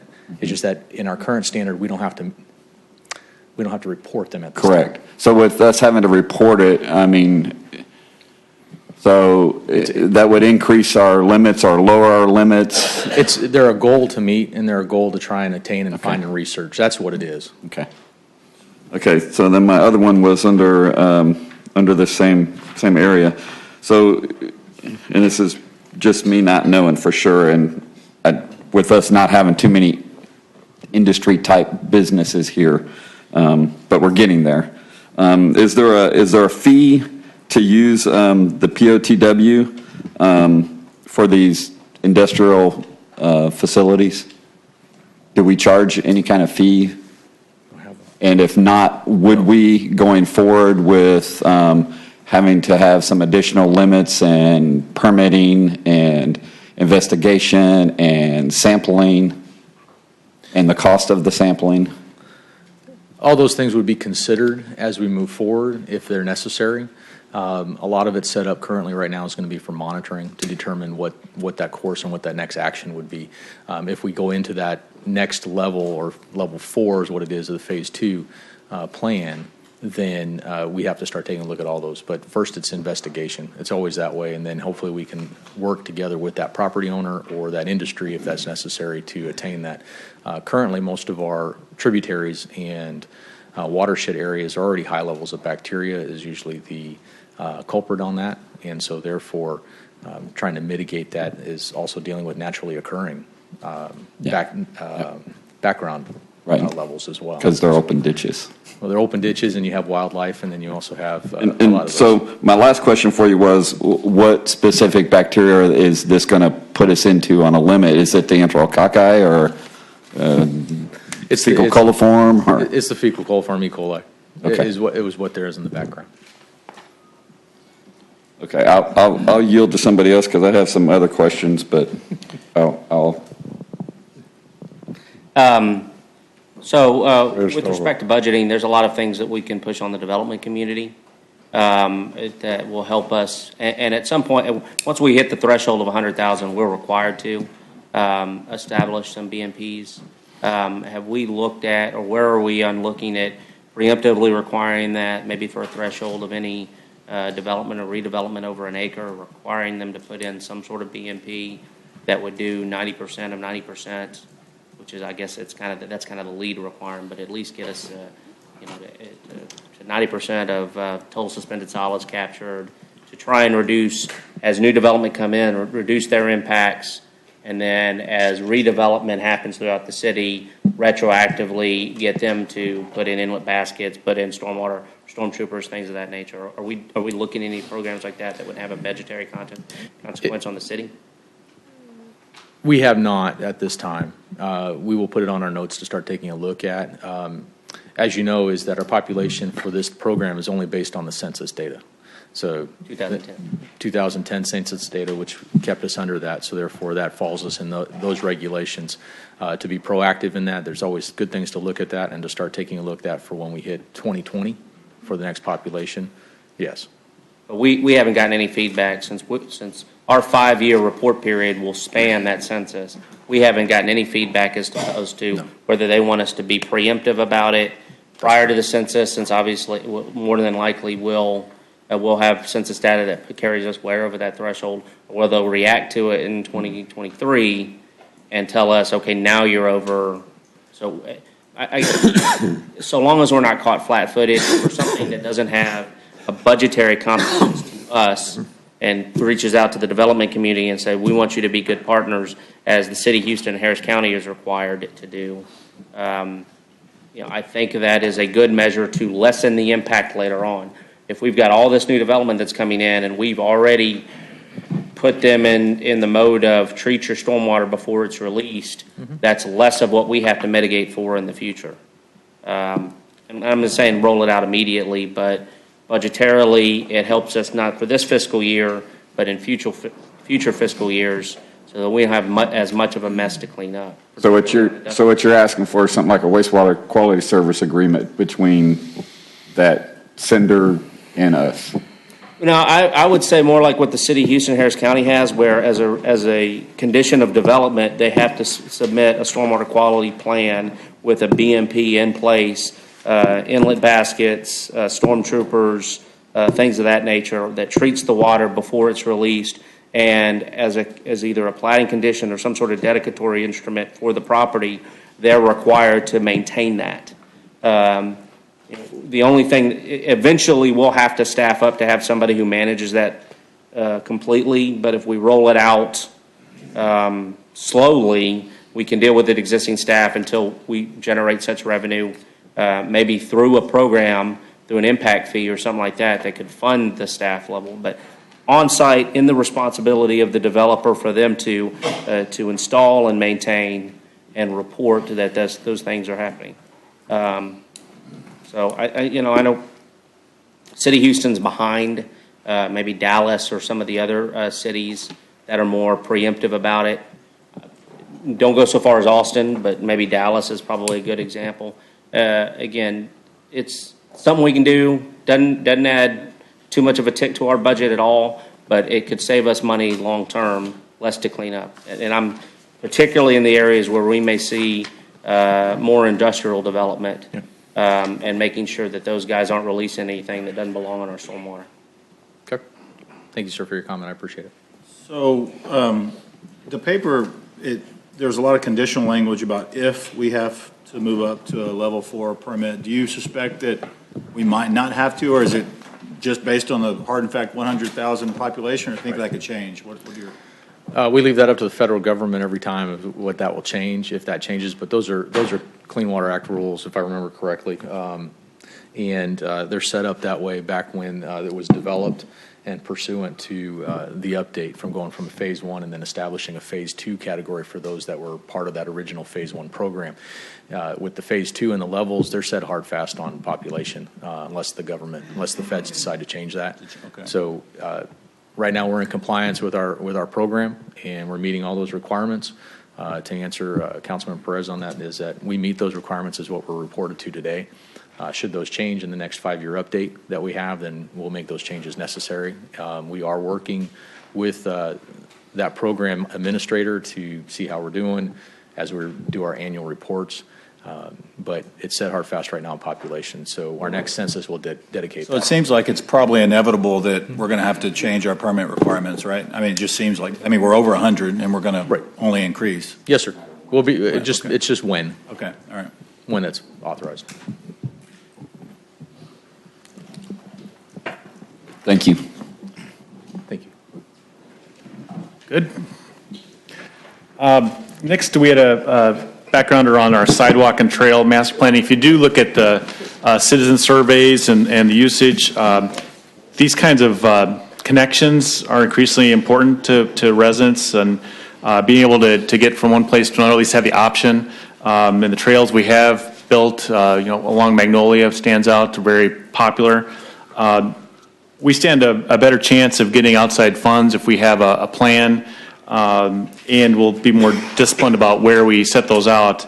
And the idea here is just to introduce the topic, really. I don't necessarily see, frankly, that we'll have the money to be able to do this next year.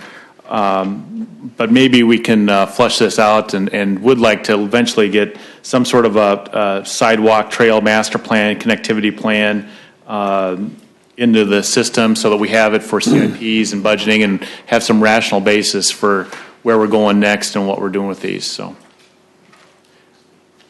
But if there's a huge desire to try to push that and get that scoped out, we could try to do it quicker than that. I'm fine pushing it. I think it's going to be needed at some point, but I don't know, 400K this year, I'd rather spend it elsewhere. I'm fine with pushing it, but with respect to funding this, we're pulling sidewalk out of the general fund with limited success. We have a funding mechanism for sidewalks. We require developers to put their sidewalks in front of their development at a cost to them.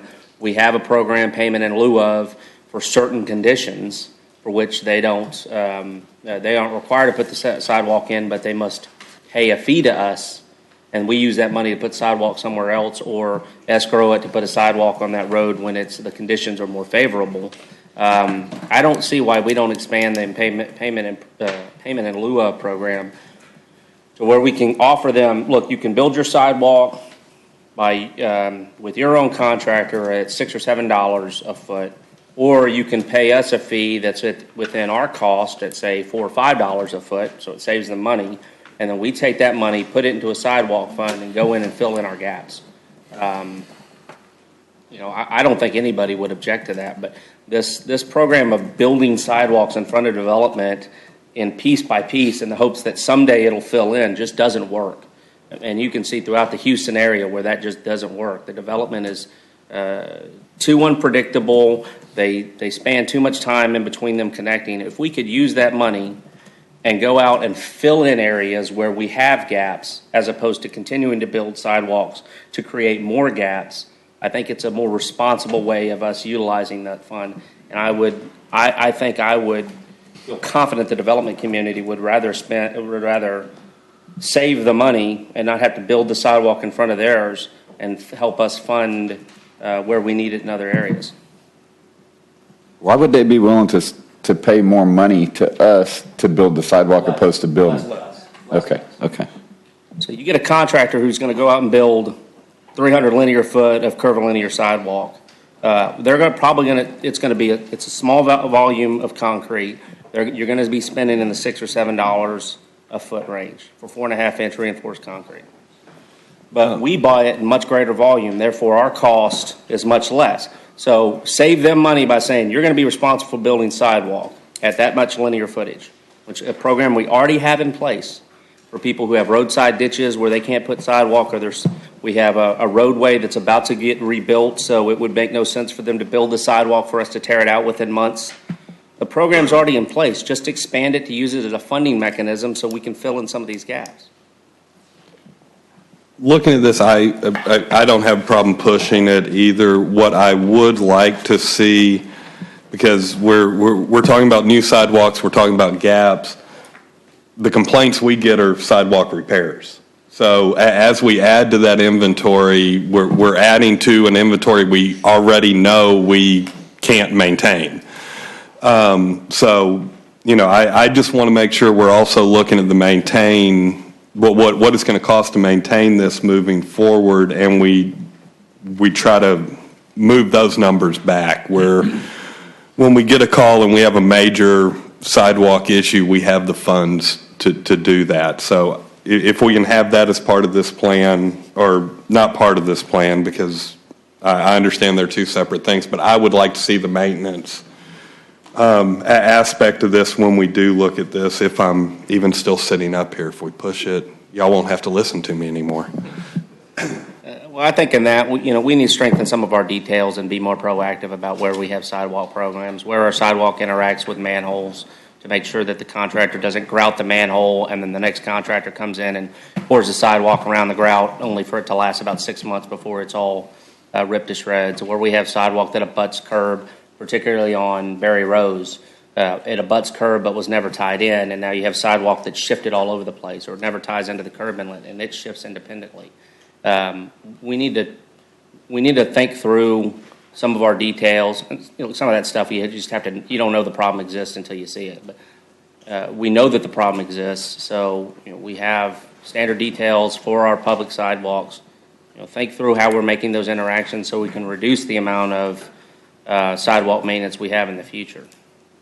And I think it would be appropriate to use a dedicated fund to do maintenance as opposed to maintenance and new sidewalk infrastructure. I think it can go to both.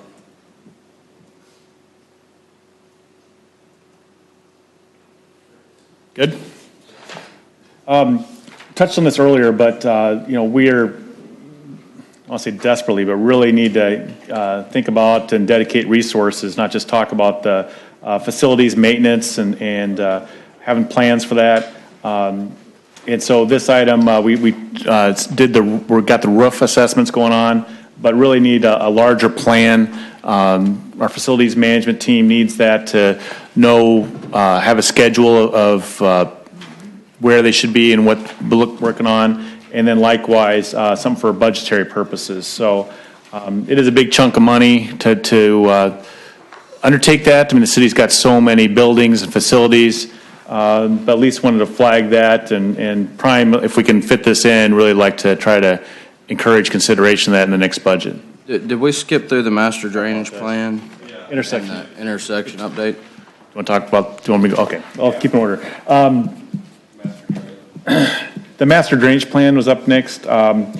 We outlined that is underway, and we're making great headway with that. Got a good contractor and Mr. Upton and Public Works and his team. They're all doing, getting the information. We got phase one with the inventorying and gathering up all those plans, consolidating those.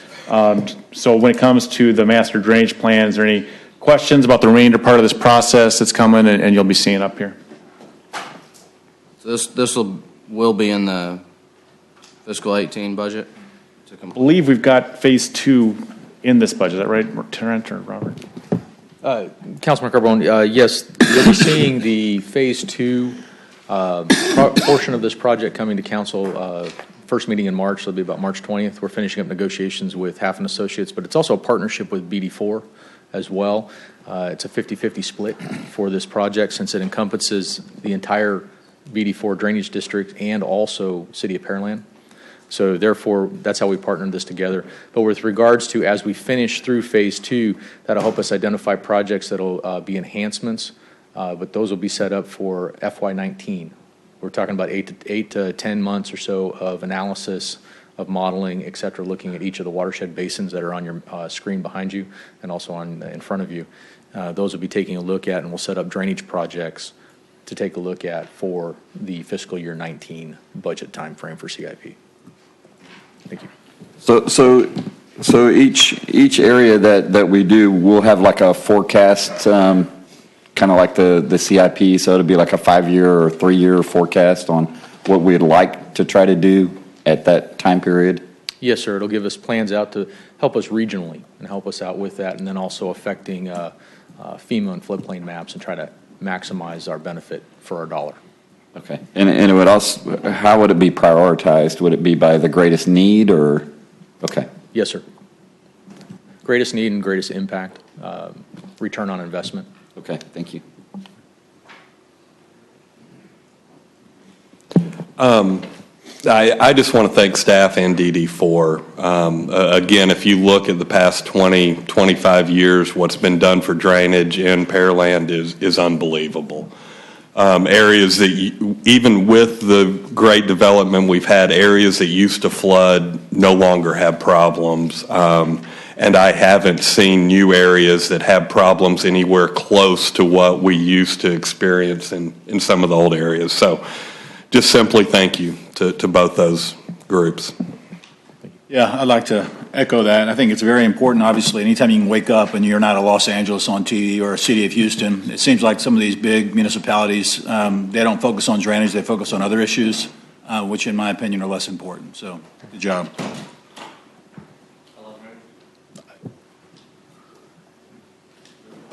Thanks for that. I mean, it is a big deal, and I think having this plan is going to make us even better and get us out front of things.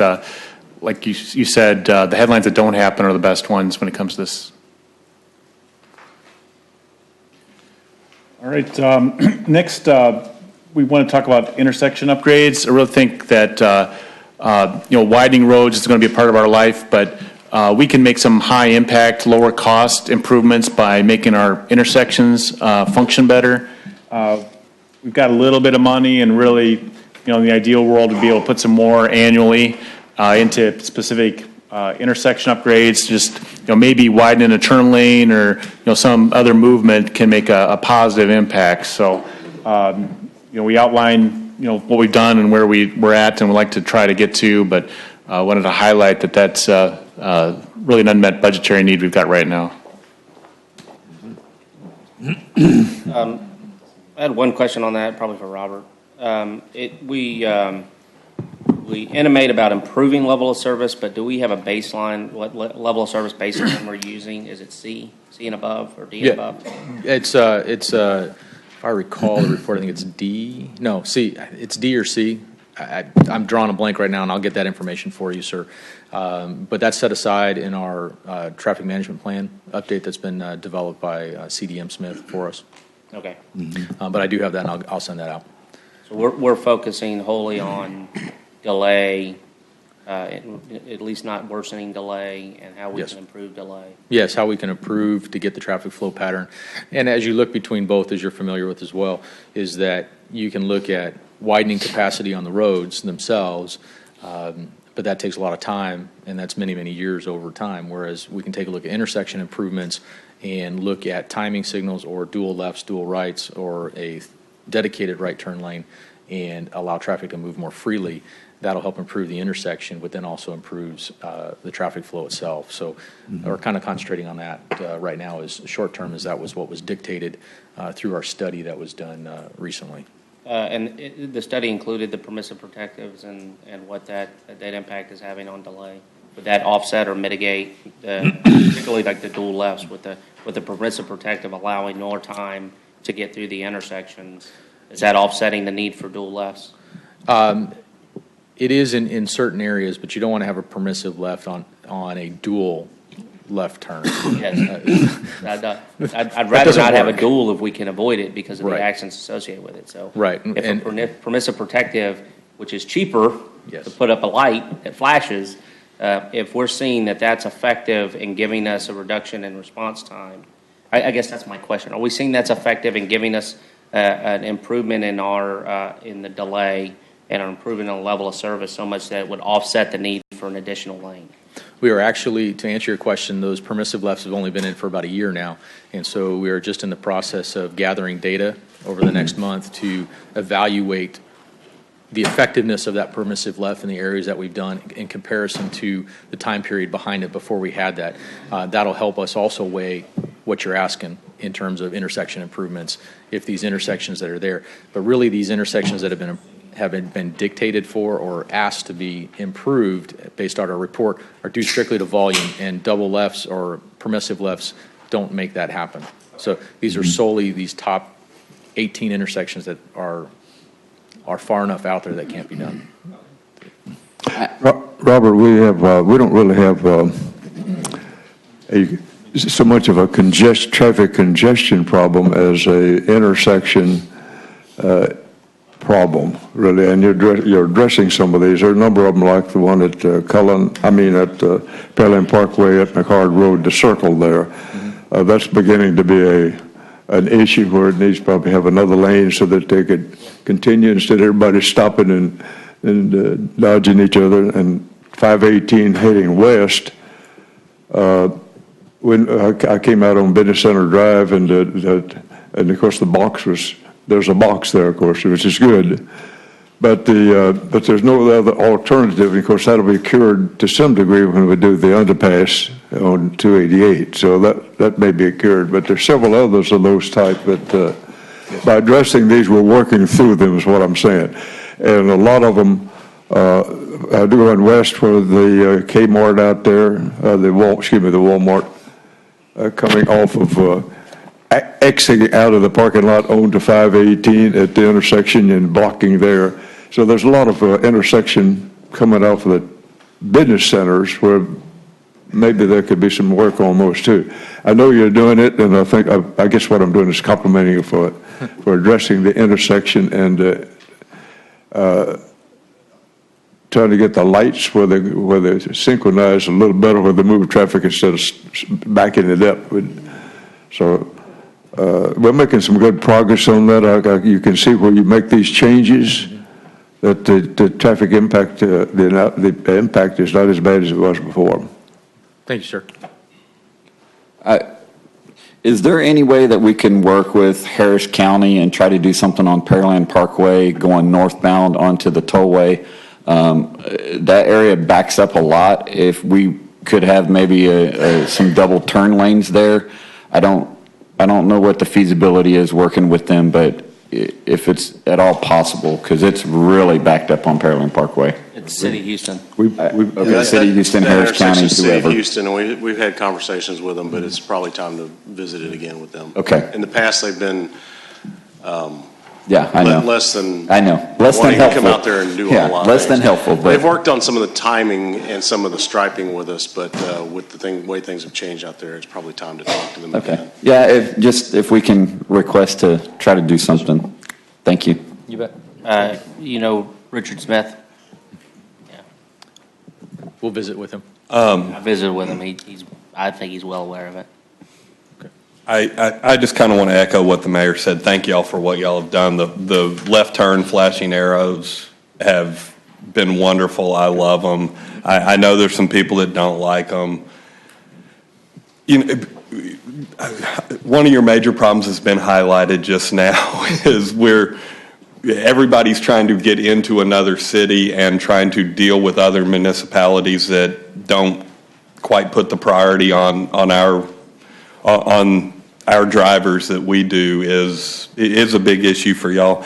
And let's be honest, part of the issue is if people would drive in the manner that fit the roads, that would help greatly. But the don't block the box, the fact that we have to tell people that don't block an intersection at a red light, wait until you have room to go through, amazes me. So you're dealing with all kinds of issues. I appreciate the work y'all have done and staff. I forgot to say that on the yellow lights, that y'all brought that to us, and that's been a huge help, and thank you very much for those yellow flashing arrows. Thank you, sir. We could give you some more tax dollars, you could probably address more intersections. Yes, sir, we could. And kind of along the same lines, I mean, just to remind what the citizen survey was, mobility and safety. So I certainly like what you've outlined here. When the budget comes out, I think we need to look hard at how fast we can move these intersections through. And also, in terms of mobility, being on the west side, the northbound feeder between South Fork and 518, whatever we can do to get that pushed through, that is going to relieve so much stress off of the 518, 288 intersection. I know we've got some developments that are coming up south of there. I don't know if there's any way to somehow work with the developer or use those to get that feeder put in, but that being able to get into the Target shopping center, Cinemark, all of that off of the northbound feeder would relieve all that traffic off of 518. Yes, sir, Councilman Corbone. We're actually in process and discussions with TxDOT, but we've also put out a contract for some feasibility with HDR, program manager for the 288 toll lanes. So they have that configuration that happens between County Road 59 and 518. And so we're in discussions with them. We should have that schematic coming in the next couple weeks with that, so we can go back to TxDOT and talk to them about that feeder and the importance of that to see if we can get that frontage road installed along that way. And taking a look at several options from that to driveways coming in, and also changing out the on and off ramps to reverse those as well.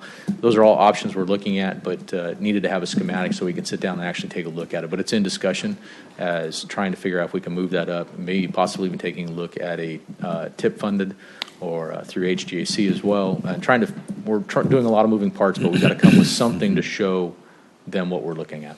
The last time I talked to Trent about it, I thought it was our responsibility, not TxDOT's, and I thought. No, I can add a few things. Everything Robert said's correct in where we are and working with this. We did get it funded through the TIP project. It is a TxDOT facility. We sponsored it in the TIP program. So that puts the responsibility on us to develop the project, which is get the design, the environmental clearance, any right-of-way necessary, and utilities moved and those things. But it wasn't funded until 2025. So what we wanted to do was to go ahead and advance the project through the development of it. So get the design done, get the environmental approved, all those things. And then annually, there's always projects in the TIP program that do not meet the letting schedule and get pushed to the next year, and there's an opportunity to move projects up. So that's what we're trying to do, is to advance this project so that when there is an opportunity for funding through the TIP program, to try to advance this project.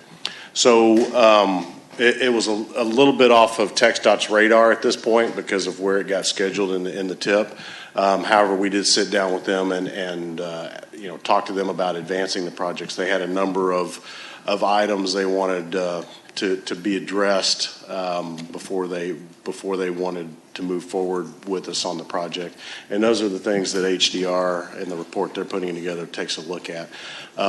What Councilmember Carbone brought up about development along there, I think is also an important aspect as well, because one of TxDOT's comments on the project was right now it's a 20% city funded, 80% state funded, and their comment was we don't put in frontage roads just to put them in unless there's somebody else, an outside developer, coming in and contributing to those projects. And at this point, we don't have that, although we think it's well warranted just from a mobility standpoint with the issues we have in that area, and we'll continue to push that. But if there's an opportunity for someone that comes along and wants to develop in that area, we'll push that with them as well to try to bring them into that, the funding mechanisms for that project. And I think that'll help with TxDOT as well. So it's already developed. I mean, that area is already developed. You got Target, you have that whole shopping center. Let me ask you this. Correct. We're talking about closer to 59. There's several parcels in there that is not developed. Have we asked the county to assist us, I guess, with funding? When we went into the last TIP cycle, the county and us kind of worked together and basically we said, we'll sponsor this project. And then the county sponsored the 518, 288 interchange, the overpass, as well as the frontage roads there and the 518 interchange there. And then they also sponsored County Road 59 west of Kirby over to 48. So we kind of said, if y'all sponsor those, we'll sponsor this one, and we won't ask for either one to help out on either of those projects. And they were all selected for funding. Ultimately, I think that will clear up a lot of and address more traffic concerns probably than any other project on this list. I mean, I think we agree. And for us not to focus on that and put more money towards that. I mean, we've had residents come and speak on it and speak on it and speak on it, and then last time you and I spoke about it, I think it was possibly that we could push it up to 2021. And I'm all for Smith Ranch and everything else being expanded, but I mean, that is going to clear up so much. You can ride down 518 coming from the east to the west at 2 o'clock in the afternoon, and it's still backed up all the way to Cullen. And it's because everybody has to come out of that shopping center. You know the deal. So I'd like to see us put more emphasis on it, even if it's refocusing some funds to. Well, we absolutely agree. We've got all the funds in place to do it. It's getting the state to buy in and move the project forward at this point. So I believe we should have everything from HDR within next week. We're going to make a real quick review of that. As soon as we're comfortable with that, we're going to be setting up in March to meet with TxDOT. We've got some of the top folks in TxDOT. When I spoke to Bill Brudnick a couple of weeks ago and told him we're going to be setting that meeting up with his folks, he said, when you set it up, make sure I'm in that meeting. So He knows it's a priority for us and is going to make it a priority for himself and be in those meetings. And I think he'll help us move it through that process as well. Robert's also been meeting with Michelle Milliard, our area engineer with TxDOT, to address any concerns she has expressed in the past on that project and try to get the area engineer pushing from our side as well to get this pushed forward with the district. So I think we're doing all the things that we can at this point. And, you know, once we have this meeting in March, I think we'll have a real good feel as to where things are going to go with the state. If they're not moving at that point, you know, we've got other levers we can start to pull with the state. If we can't do it sooner, is there any way that we can even try to hinge it to the 288 project? I mean, is that a possibility? No, it's not in their environmental document, and really it's not the design. It's really getting through the environmental process. That's going to be the driver on this overall schedule.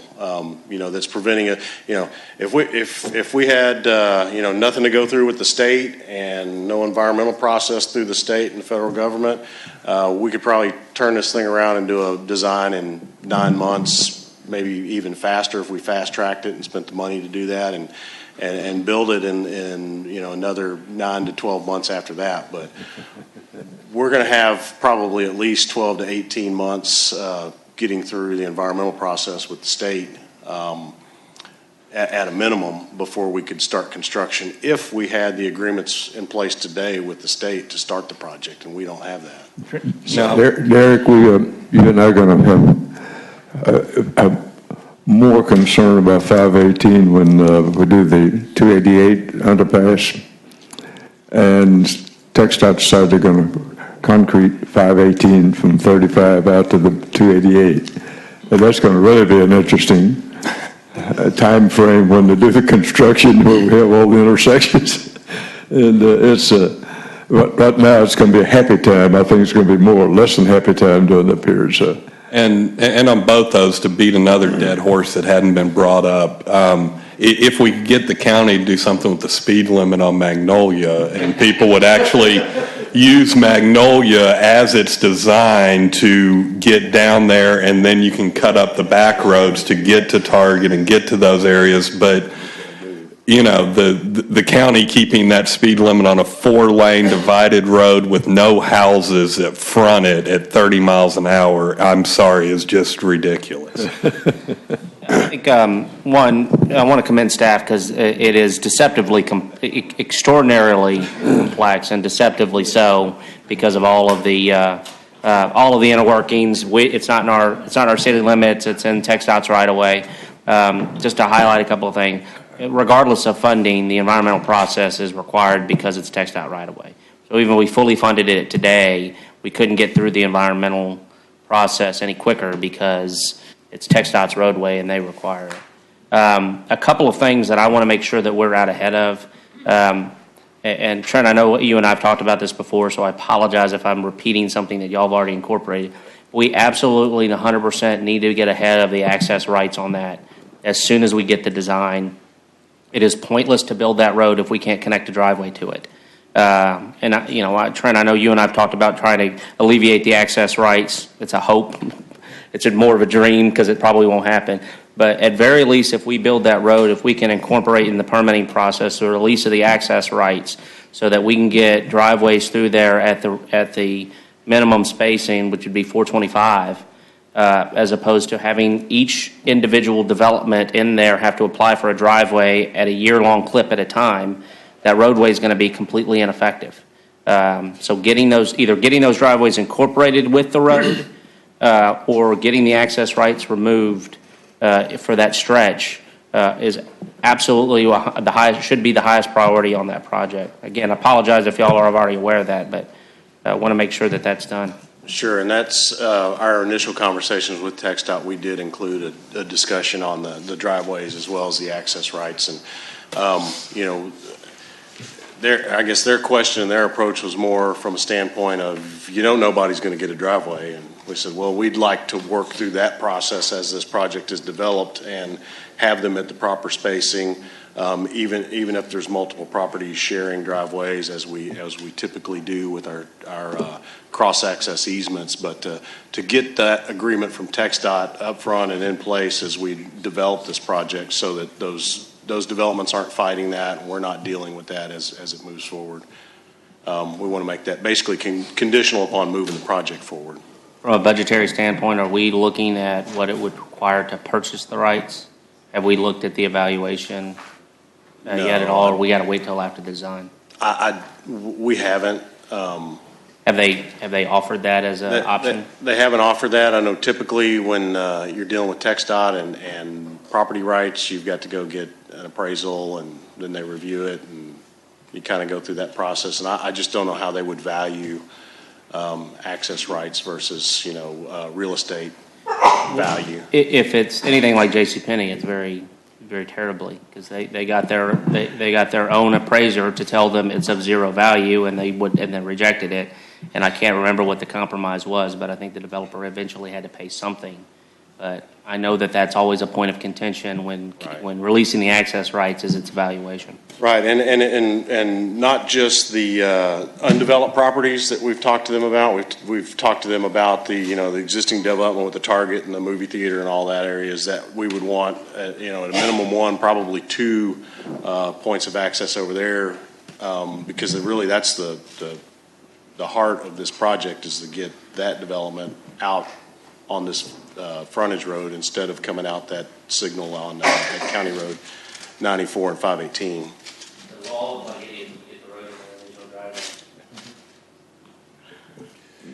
Not to belabor this anymore, but Trent, could you just touch on, there's another piece of this I think is important in that area, and that's under 518, what y'all have gotten in with TxDOT and the widening, with Brazoria County? Sure. So I think most everyone's aware, but we'll just confirm that all this has been done as part of the last TIP process. We worked with TxDOT and Brazoria County to, Brazoria County is the sponsor. TxDOT was providing the matching funds to get and then we provided all the study and the modeling and everything for what needed to be put in there. And what was included in the TIP was reconstructing the main lanes of 288 to widen that out, as well as reconstruct 518, basically from County Road 94 to Business Center Drive to the west, to widen that, as well as the frontage roads and exit ramps as they approach that intersection to widen those out and provide additional turn movements for each of those. And all of that work did get included in what the county has bid or is bidding for the toll lane project. So that'll all be built with that, and so we'll have a vast improvement of the capacity of that whole interchange when the toll road project is completed. Mr. Buchanan and Trent and everybody advocate for that and work with the county so well in making that, but we would have been in a world of hurt to have the new bridge done and not widened out the way it needs to be ultimately. That's going to help a lot too. Also, intersections. Got to make sure I get this right.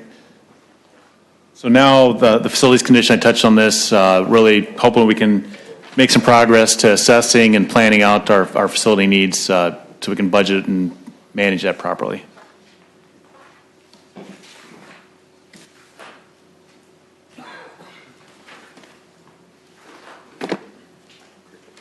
On page 15 of section 4.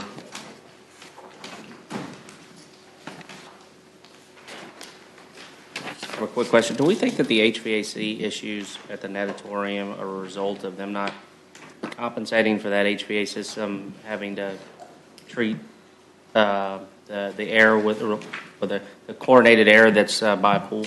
Or is it just the system's failing just because it was a crappy system? Good morning. That's a real challenging question about the natatorium there. It's given us a variety of problems recently. I think it's a series of factors.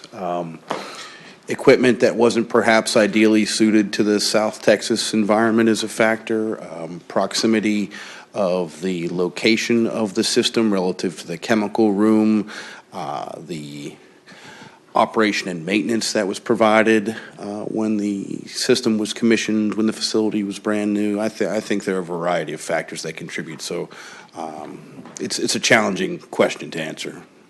My point is it a design issue where they were negligent in their design, and we should look at the MEP engineer that designed it and ask them to contribute to the repair?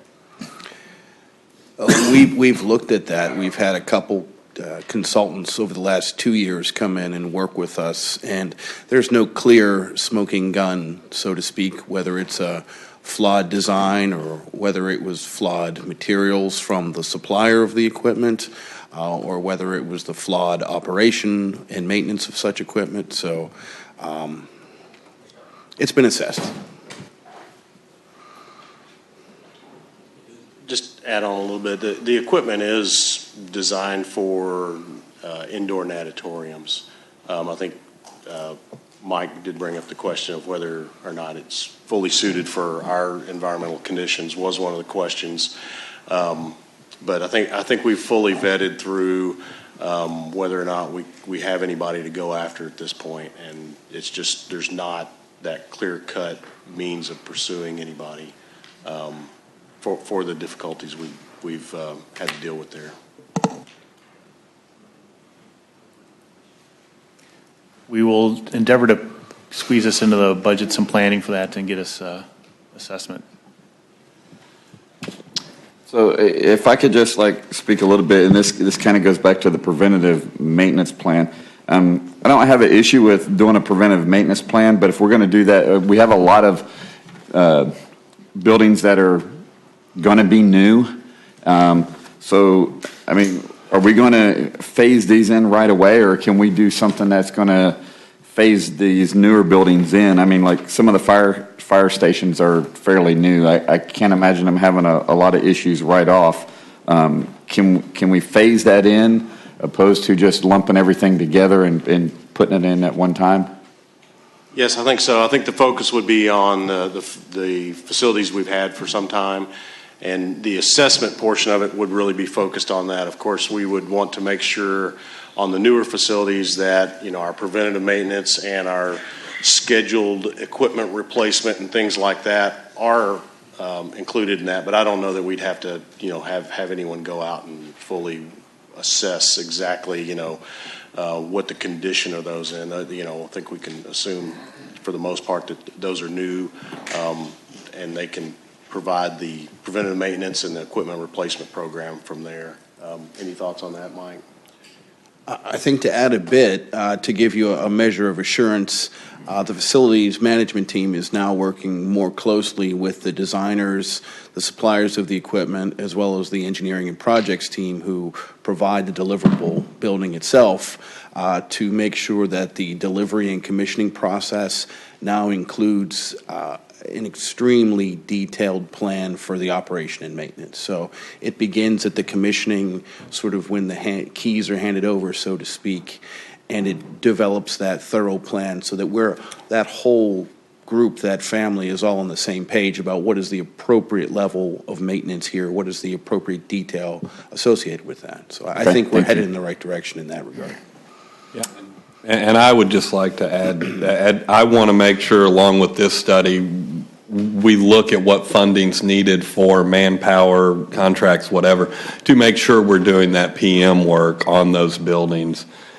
Because I just see it in too many organizations where you don't do that, and that's where you get the cost overruns 10, 15 years down the road once that building's aged a little bit. So I like the idea. We, again, our buildings are one of the larger investments the taxpayers make, and we need to make sure that they're maintained properly. And part of that also goes to the design. I loved when I got to walk in the annex next door, and there's an on the wall, a sign, air filter here, and you have about 3 feet in between the wall and where the air handler is, and somebody has to shimmy up there to change an air filter out.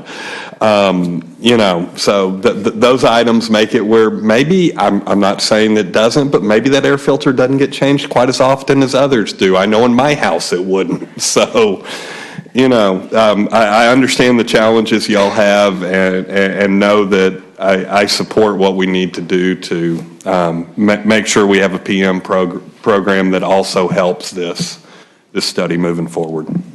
Thank you, sir. Kurt. Good.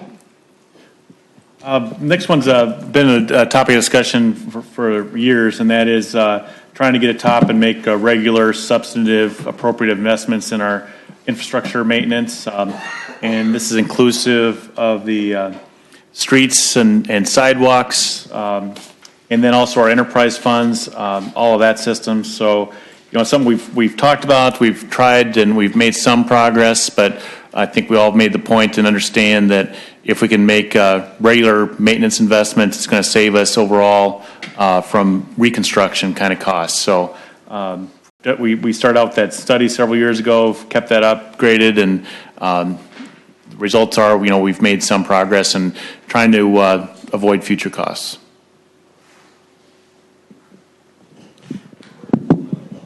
So if you got $4 million, we're good. So Tony?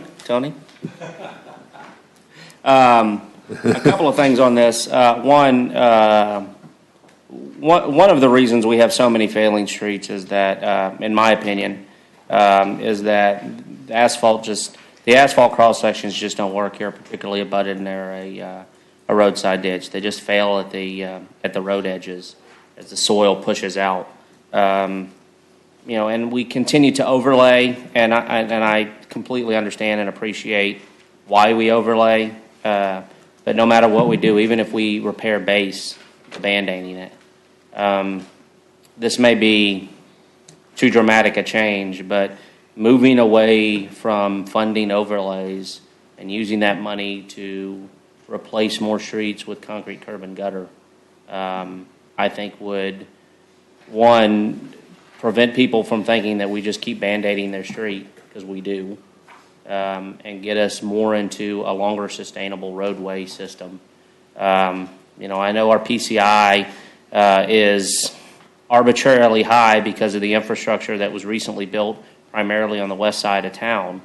If you took out anything that wasn't built within the last 10 years, I don't think our PCI would be half the value as it is. It's a report. The report is great in that it highlights that. It highlights that, your roadway infrastructure rate's pretty high because so much of it is new. But you take out the new, it's all it's not so great. We're going to continue to struggle, in my opinion, funding roadway and drainage improvements to the level that we need them with the programs that we have. I think that it's just trying to rely on the general fund and COs and bonds to do this has kind of gotten us into the, let's say mess, but at least the debt issue that we're in.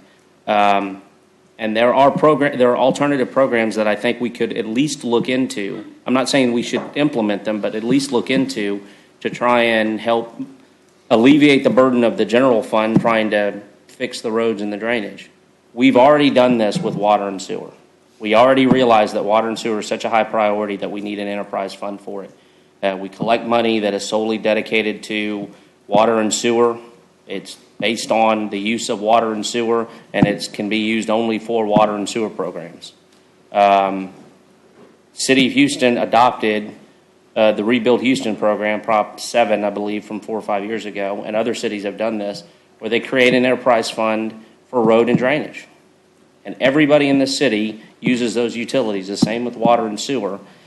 I would like, at very least, to look at the option of adopting an enterprise fund for road and drainage so that we can no longer continue to say we just don't have the money in the general budget to fix your road, even though we've overlaid it every 5 years for the last 25. and have a dedicated fund where people know they're paying this much and it's going to go to fix their drainage problem. We're paying this much and it's going to go to repairing their roads. And we look at those funds specifically for those programs and those programs only. So we can stop this robbing Peter to pay Paul that we've done for years and years and years and years. I said there's certainly flaws with the City of Houston's program. It does an arbitrary impervious cover evaluation, which is flawed at best. I think we've even received a bill for the land that we own in the City of Houston that's completely vacant. I think there's better ways to do that. It's more measurable and understandable. And not to get into those two details, but I would really like to see at least some sort of workshop or some sort of discussion where we talk about what it would take, how much time it would take to introduce an enterprise fund, what those hurdles are. It's obviously would have to be something that would go to the voters, but put something like that in place to at least hopefully get out of this this hamster wheel we keep ourselves in with infrastructure improvements. So I don't know if it would have the will of the other council members, but I do think it's a solution to a problem that we don't have any other solutions for, other than either drastically raising our debt rate, drastically raising our tax rate, or just not doing other programs till we catch up on our roads. I don't totally disagree with those comments. I do. My fear is we're tying the hands 25, 30 years down the road when hopefully this fund would solve the problem, and then you may not need that same amount of revenue. So I don't mind looking at it. I don't want to workshop it right now, and I have no problem talking about it. It is a problem. It piggybacks on the last one perfectly. It is maintenance and construction of new at the same time, and I do agree. I would love to see us not do anything with an asphalt road again if we can find the money for that. I love what we're doing with Orange and Linwood and getting curb and gutter concrete, which for the money is your best investment. I don't think anybody up here long-term, if we were living in a house, would put in an asphalt driveway if we could afford to put in a concrete driveway. It just makes more sense. So finding ways to get there, yeah, I'm all on board. I'd be interested in discussing that in further detail in a workshop form. I think it'd be too quick to try to get it to wrap into the fiscal year 18 budget, but certainly a continuing discussion on that is warranted, in my opinion. I think to Councilmember Ordino's point, it's with roadway and drainage the same as water and sewer. By the time you fix what you know is broken now, what you think was fixed before is broken. So the idea of having this enterprise fund that can continue to let us fix the roads that we know are broken, at some point when we get the bulk of it done, we can always reduce the revenue stream to only deal with ongoing maintenance. Once we get all, it would be a hope we'd never get there. Once we get to all concrete roads, you're absolutely. There's just, I think legally, there's no way we could get it incorporated into this fiscal budget, because unless I'm wrong, Darren, that would be something that would require voter approval. So, but I would like to. Maybe not prior to us adopting this budget, but sometime within this budgetary year, have a workshop where we go through, and maybe by the time we're in this meeting next year, start implementing, if council was of the mind to do this, implementing the first start of getting an enterprise fund in place. It'll take a few years to put it to get it there, but like I said, right now we're continuing to beat our heads up against the wall. Trying to fix a problem with the same tools that haven't worked for as long as we've been alive. Is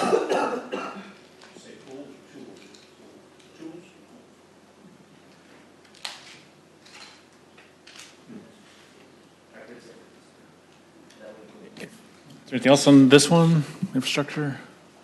So next, wanted to highlight the annexation planning over the last at least a couple years.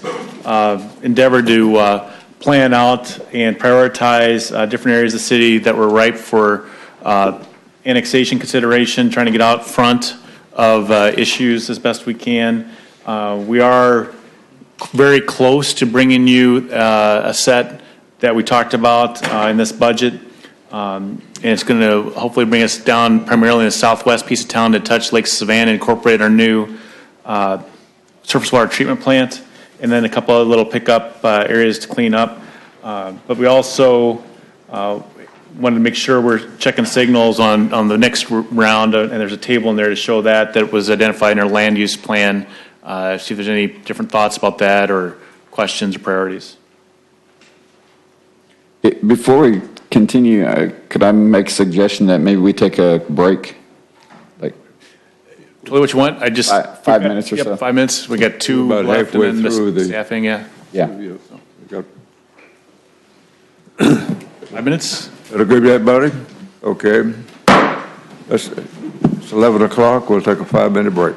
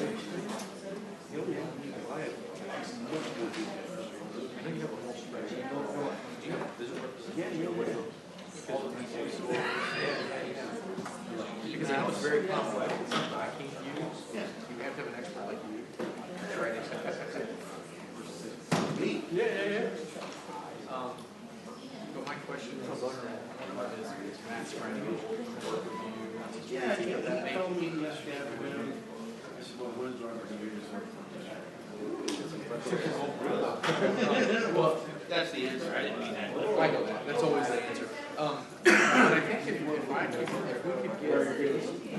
have a thing, we want to get that, then we can take a street listing that we're working with and say, well, this one's red, this one's not, this one doesn't exist yet. Because some of them are non-existing roads, because I want to get to but some of them are, they're too late, they're too late. Yeah, I would say assessment on it, we'll just cover that. What's your priority? I think that's, then I can also take a look at that red map too, and say we go all say, is this one, this one? I would bring that to you. This one makes, I like this, I like it. Yeah, oh yeah, I can punch the data. It's too complex for us to run. The same map, yeah, for sure. The further I can go on. Yeah. If you find something that you like, parts of this, yeah, if you can give me a map similar to whatever it is, yeah, I have red 4 or 5 influence. Yeah, because I got the one that you sent to play last, that you sent to play the other time, and it's just all spit out. That's that little big one. Then I can sit there and I can pick and choose, and you and I can talk and say, okay, these are red. Yeah, you want to try and tackle them this year. Or even so I put it. Based on this, we can say we have this road is 20.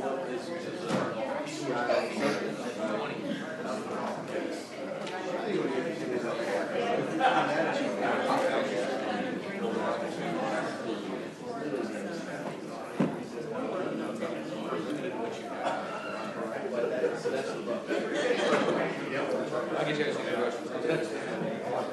Hi, how you doing? Hey, by the way. I saw that deal, and somebody sent it to me, and so. I saw it.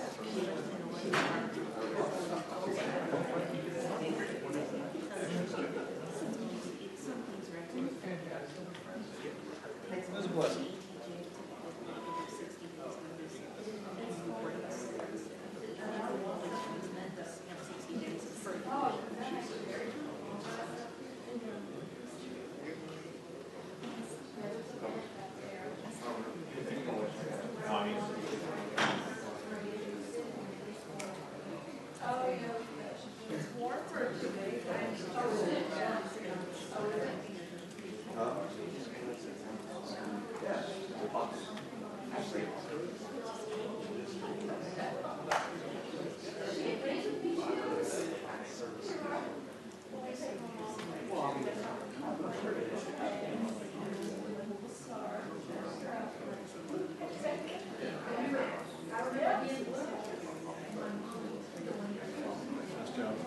Thank you. Thanks for the bail on a little bit on the 288. I'm taking all my notes, telling the staff, there we go. It's up for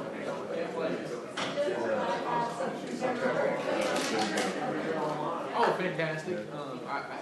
I'm really looking, it's still out to the 27th. I already put in his box all the notes for that meeting. Okay. We're gonna sit down when he gets back and do some organization and stuff. We've dropped a lot off. I don't like this whole, I want to have, here's our past, here's our things that we still have outstanding business here. And the next one's gonna be new business. And the third category I want to put in there, working with Savage, is what's the schedule on the trailer? Because we have those mixed into old business. And so he's putting his list together and how many weeks out we are. So when the customer comes in, we can say, it's 4 to 6 weeks out because we have 4 to 6 weeks worth of trailer activity before you. Why today? Why you do this? Traffic count. So yeah, that's just, schedule them. We're pretty current. We're actually very current. Now, there may be some process right now. We're trying to respond to all the data it's given. Richard's working on with Summer Breeze. We're going to modify that gentleman. Westchester, we're done. We talked about it. Packet like 75%. We want to cut off at 518. Michael is now looking at cost for gates. I wrote back to Mr. Adams and said, here's what we are.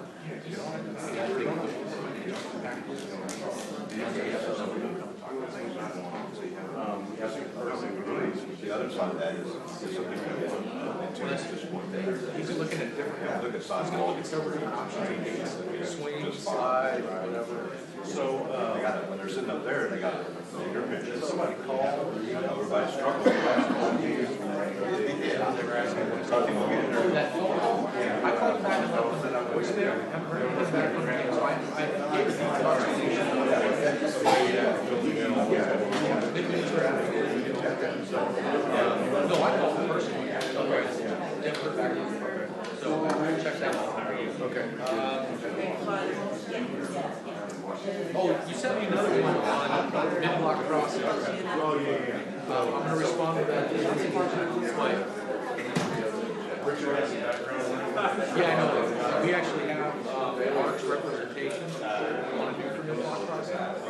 But we're going to put it in here. It's not a full policy. It's basically a chart that Mark's developed it for us. It says if you're 45. Yeah, this condition.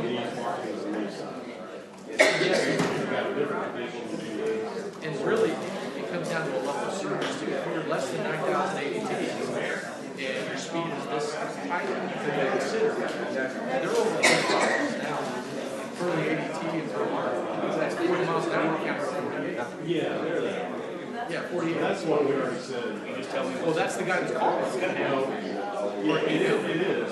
But we've already said that when we go back far. Yes, but he's got another. He wants another mid-block. Something like that.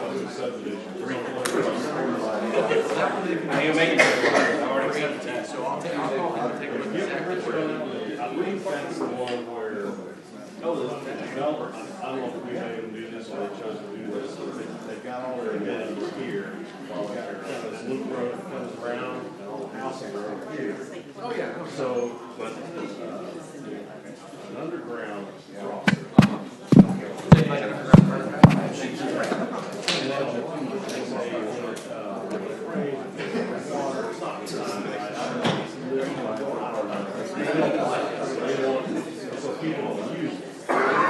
Plus, you know, it's one of those things where, if you're coming this way, I gotta go back over here. Get up here. So, I think people are just doing it anyway. Did you need something else, by the way?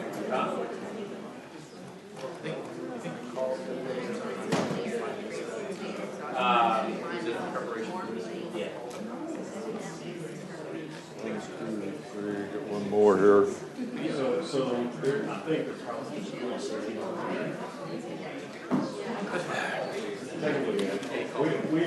they asked for it, initially we said. Council to return to session at 11:10. Clay, we're ready for you now. Thank you, Mr. Mayor.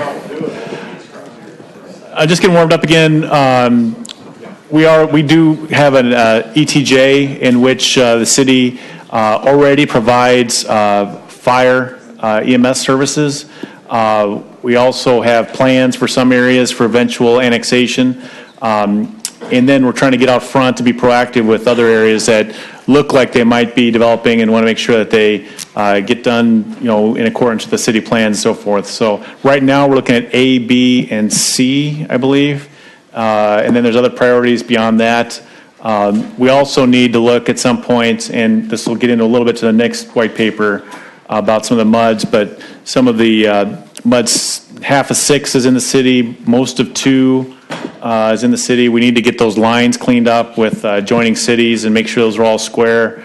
There's just a lot of complications and work with all that, but that's also on the horizon. So if there's any questions or comments, we can. On page 4 of this memo, it gives some approximate appraised value of the different areas. And I assume that was a typo on the partial area L with the airport at 65 million. You know, I've asked that too, and I keep getting told that that's real, and I haven't really peeled it back any. Matt, you can help me out, or mineral rights is the only thing that's come up for that. I'm shocked, but Okay. Does it make sense to tomorrow move L up on the list then? You know, if that's real, I think it would. You know, some other things going on there. You know, they have interest in getting better access and utilities. They've got plans and work going on. There might be some areas that I think there was a preceding agreement with Danbury. I might be talking incorrectly there, but so we just have to sort that out. We may not be able to get all of that, so. Don't recall when the Denbury agreement expires, but it's essentially it's an agreement where a payment is made in lieu of annexation. So they're making payments to the city for a period where the city would not annex them. Can we ask the city attorney? I'm sorry? Yeah. And they don't have any money. You're talking about Denbury, the company, huh? Yeah. Oh, I'm sorry. Yeah. Yes. Denbury Oil, yes. Is that's for the CO2 injection, that contract? It's in that area because at one point in time, the city was contemplating annexing that area, and then instead of that, in lieu of that, there was an agreement whereby the city was compensated, and of course, there's a period of time in which we will not annex that. If and when we do annex that area, what responsibility do we have for the airport? For the airport? Yeah. That's a privately owned airport. We would have no responsibility. No more than any other developer or who own land in the That's correct. I think since there might be some question as to whether that 65 million is real, maybe we get a Thursday white paper kind of giving us the details on the Denbury contract, what value's out there. I know at some point Pearland Parkway will go out in that area.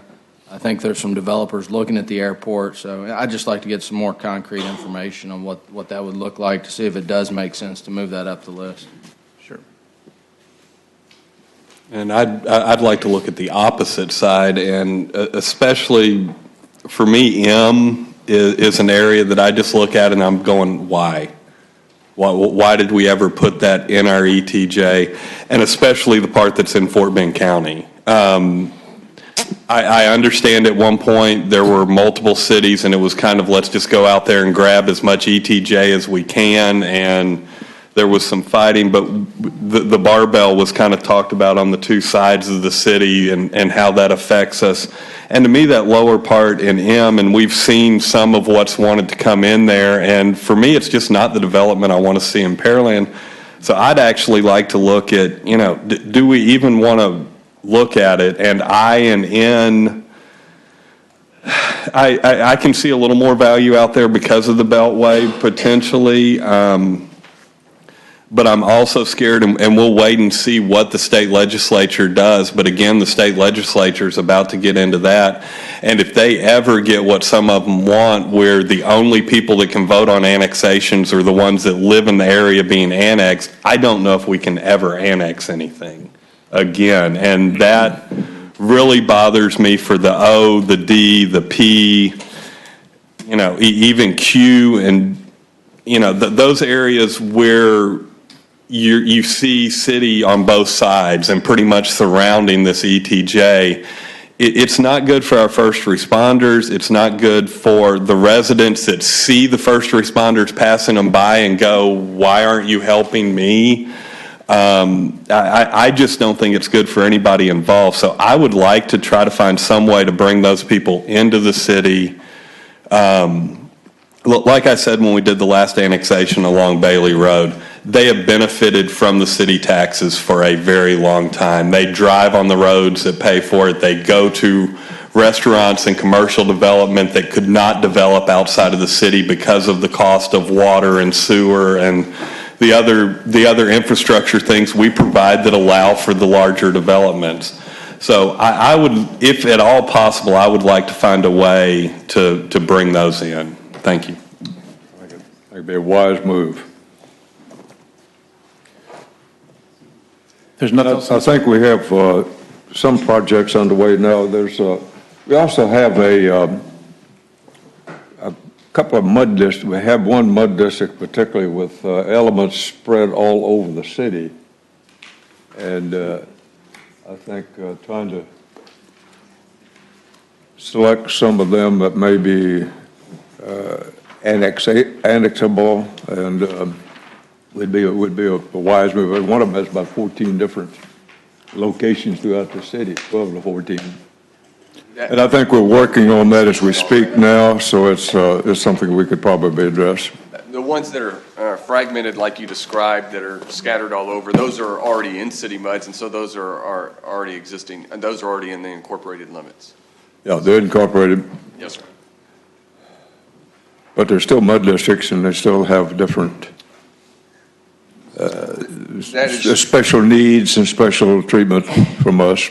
That's true. We are, of course, receiving city taxes from those individuals, and all the water, sewer, and drainage improvements that are built in those muds actually belong to the city. Those are turned over to the city once they're constructed. So but they are charged a city as well as a mud tax. Discounted city tax. That is true. Most of them with a 15-cent rebate. Some portions with a 10-cent. That'll be brought in the city. And Mayor, I'd be remiss if I didn't point out again, there's a follow-up memo, and last year we talked about this, but the city currently, by tradition, is providing fire EMS service to the entirety of ATJ, and go back to the stretching of our resources, just physically, the geography, it's very challenging. We made a little bit of inroad with Brazoria County and stepping that up. But that's reality of this whole footprint, whether it's the airport or M or any of these. They call 911 and have a fire EMS emergency. We're the ones that go to those.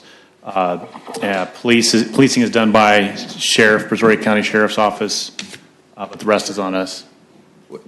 I'm sorry. So for right now for M, if they call 911, our police go there? Our fire EMS. Our fire goes there? What? We don't respond into the Fort Bend ETJ. That's covered by Fresno Volunteer Fire Department. M? The west side of M? Sorry. So the Fort Bend M is the exception to that. I didn't realize that. And then just transitioning to the next piece, which is related. Joel Hardy out of our finance department really did a nice job in compiling information about the existing mud districts and different factors with their valuations and where they're at in their life cycle. And it's helpful, at least for me, to see that in one place and have that to refer to. So there's graphics that show you that. And then we do have this complication of some of these districts that are split outside the city, between the city limits of, the ETJs with Manville, that we need to, at some point, get straightened up, either with Manville or legislatively or what have you, maybe in the next session. So, we need to get those squared away and decide what those are going to be and how those are going to look. One of our operating themes has been to not do things or allow things that would extend the debt necessarily of a lot of these MUDs. Folks that live in them are paying the MUD property tax atop the regular. So, trying to harmonize those is one of the objectives. So.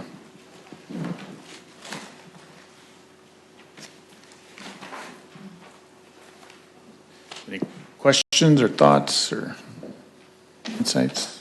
I don't have any comments, but I'd like to thank staff for putting all this together in one spot. It helps.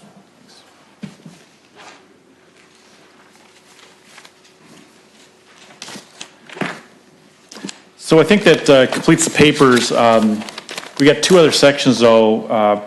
One thing that was requested, we followed up on, was just a very early sort of broad brush of staffing needs to accomplish the things. These are staff generated in terms of where they saw, some of the gaps in terms of our in-house resources and what we set out for ourselves to accomplish. So that's summarized in the first page there, but then each of the department areas put together with their own flair in terms of either comparisons or drivers for their workload and future where we're planning at. So something along these lines, as much as we can fit in. This will be looked at when we put together the budget over the summer and get to you in first week in August. I'd just like to say, again, commend staff for putting that together. I think it's, for clarification, y'all aren't asking for all of these staff members to be added in this fiscal year. You're just representing to us, here's where we're deficient, so that as we add less than this, we know that we're running against a deficit. Am I, or is that all what you want in this fiscal year? No, this is the initial, I hate to call this the dream list. If money was no object and everything else was perfect, we'd add to all that. But and I think that's why it's important, at least for us on our end, to see that what staff is requesting as part of this fiscal year is not necessarily a representation of what it is they need or want, but what it is they think they can ask for and get it within the budgetary limitations. So it gives us a framework to go up against. I think it can help us frame and as y'all have kind of put this together with 16 different categories, maybe each year we can, as a council, look at prioritizing certain parts of our staff or certain departments that we want to staff, and do that in one year, and then in other years look at other departments, so that we're not always band-aiding all the departments with a staff member here and there. Or maybe we can fully fund one department to everything that they think they may need, knowing that we're not underfunding the other departments, but the next year we address them. Again, kind of like a CIP program. We're constantly keeping the eye on the future while we address the current. I think, for me, and this will come a little bit from some of the discussion that me and Councilmember Reed and Councilmember Carbone have about community development, but taking a look at how much those staffing needs are affecting our ability to get permits out in a timely manner, get inspections out in a timely manner, and be able to potentially staff to better alleviate those issues is something I would like to prioritize for this year personally. But again, just to say what I said to start, thank you very much for doing this. I think this frames things very well for me to see what we're up against. I also think this is a good plan, but what I would also like to see is, and I'm not beating up on anybody here, but basically what is not being done or what could be done more efficiently, or what could we do more with that additional staff? In the packet, there's a lot of, stuff that talks about different cities and, where we're at on staffing levels, and basing us upon different cities and population and what their city staff numbers are versus ours. But it really doesn't say what we'd be able to do with that extra person or two or three. It would be nice to be able to say, you know what, if we had another person, we could do X, Y, and Z, or we could make things better in this department. So, I'd like to see something like that. I have a question real quick for Dan, and this kind of goes back to what was discussed a little bit earlier about putting information on the cloud, or if we switch to that more expensive option in the white papers. If we did go to the cloud, I know you said someone would still have to manage that, but does that bring down like your request? Because obviously the request, or the money that we put into people continues, in perpetuity, and so. But with what you've shown us, obviously we're going to have to continue to put money into IT. But if we went to the cloud, would that bring that number down from 3 to 1, that need, or would it still remain the same? I guess to answer your question, no, it wouldn't. It would actually, whether you go to cloud or not, we have to maintain the service level, right? And I'll give you an example, and this is one out of the police department. When we went to the WatchGuard system from the old system required one camera and had obviously their tough book in the car, so 2 devices, right? When we went to WatchGuard, we added an additional 3. So I'm at 5 devices per vehicle. Now, PD is also looking at adding ticket writers to the car, so that's another one. So I'm 6 devices into 1 vehicle to maintain. Multiply that out by however many vehicles, let's say 100, that's 600 pieces of equipment that the IT department has to maintain just in 1 vehicle.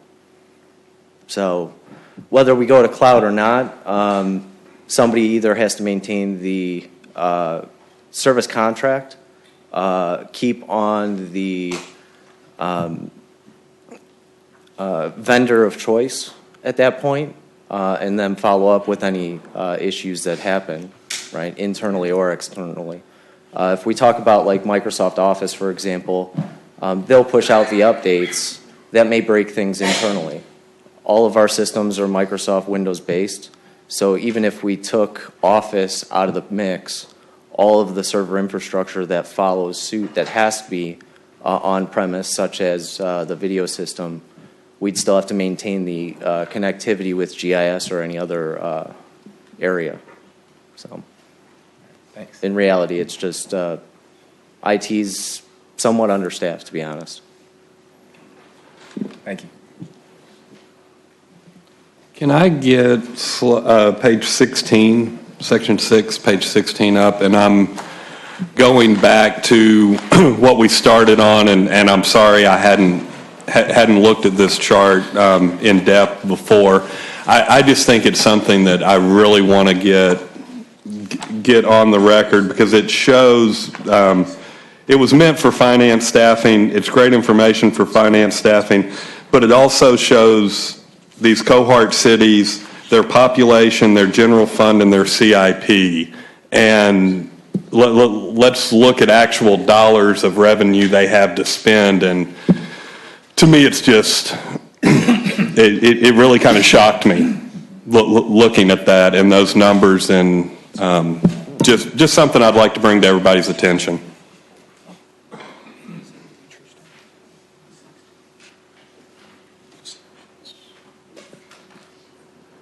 And, the other shoe that hasn't dropped yet is the fire staff utilization study. We're going to get that at the end of the month and present that to you separately, but, I'm afraid that's going to show a service gap, which means staffing gap. I mean, these things have to get done, whether it's by contract or by our people that are dedicated. It's going to take resources to get this. And I think that's part of the idea here is to show, we haven't been a city of 120,000 for very long, and we're going to be a city even bigger shortly, as the mayor said at the outset. So we need to show you, what's that gap that we're not getting done, and doing more of the same, and then also trying to get better at it.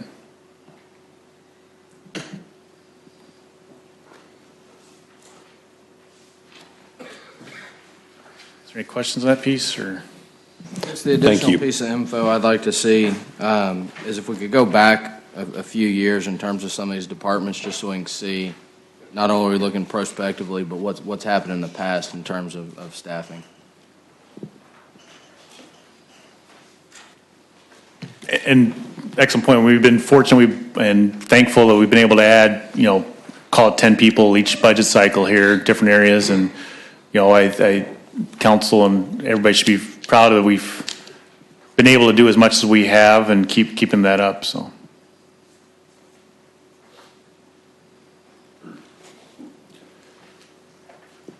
And then the other section 7, it's kind of interesting too. I think it shows, this Saturday's time well spent. We have each a brief recap to each of last year's papers to show you what's been done and where we stand with those. I don't know if you want to just open up generally for the whole table there. There's a lot there, so. I want to talk about the memo with respect to the take-home vehicle from a budgetary standpoint only. Have we? I know that we've gotten a response. We've drafted a response to the Berkeley study, particularly the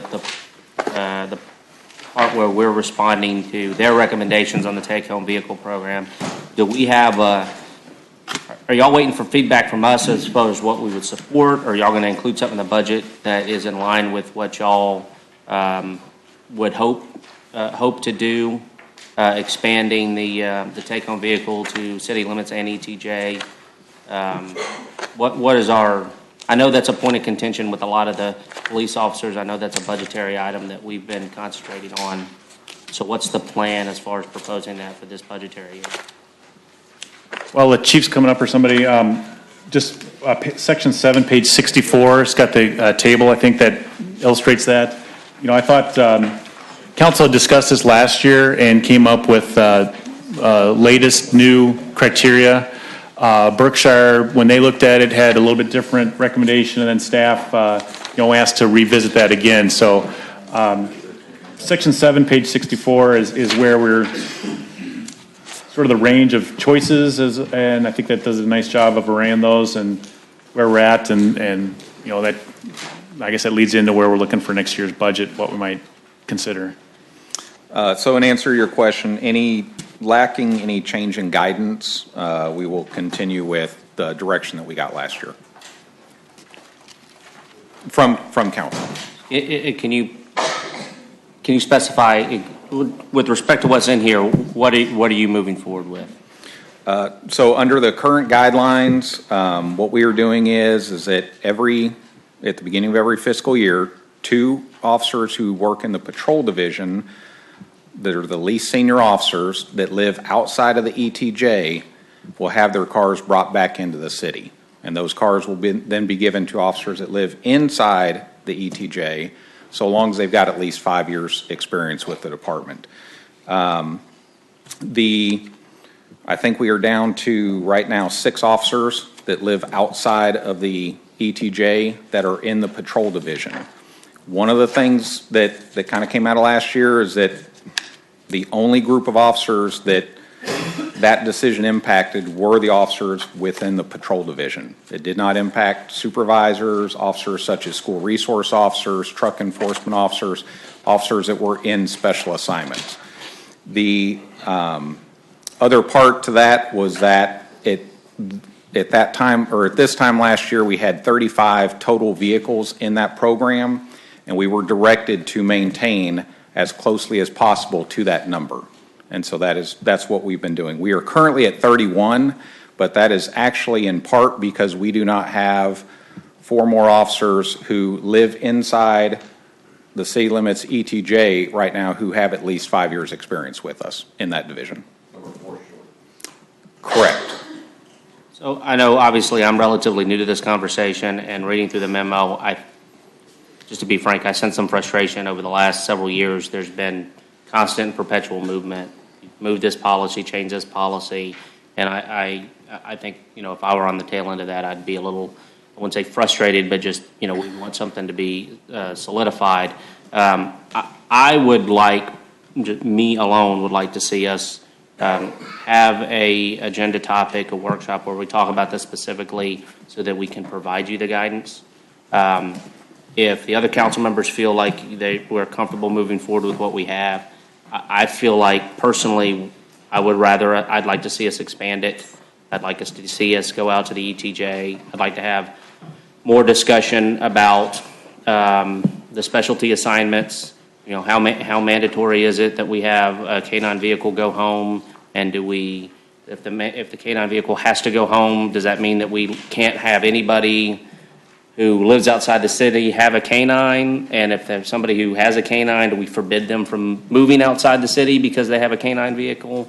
The de-incentivizations you talk about people maybe not wanting to take specialty assignments because they'll lose a take-home vehicle. I'd like us to get to solid ground for y'all. I don't want to change it if I'm the only one, or I don't want to implement a change or force a change if I'm the only one that's of that motivation, but I'd like to at least have some more discussion on it. I don't mind discussing it. We just need to discuss it in the bigger picture of the budget and where are we getting those funds from. And if, as long as we can fund it, I would love to see us expand it. But that's where this discussion started many years ago, was the cost of the fleet and how that was growing. And I'm sorry, Greg, I can't help it. We brought up circles and talked about all kinds of fun things. And I do like the ETJ. I think that's a nice hard line that everybody can understand, and I like that. The circles and what we were doing prior and the reason for that change, I think, was warranted, because I think it was hard for officers sometimes to understand why it was going.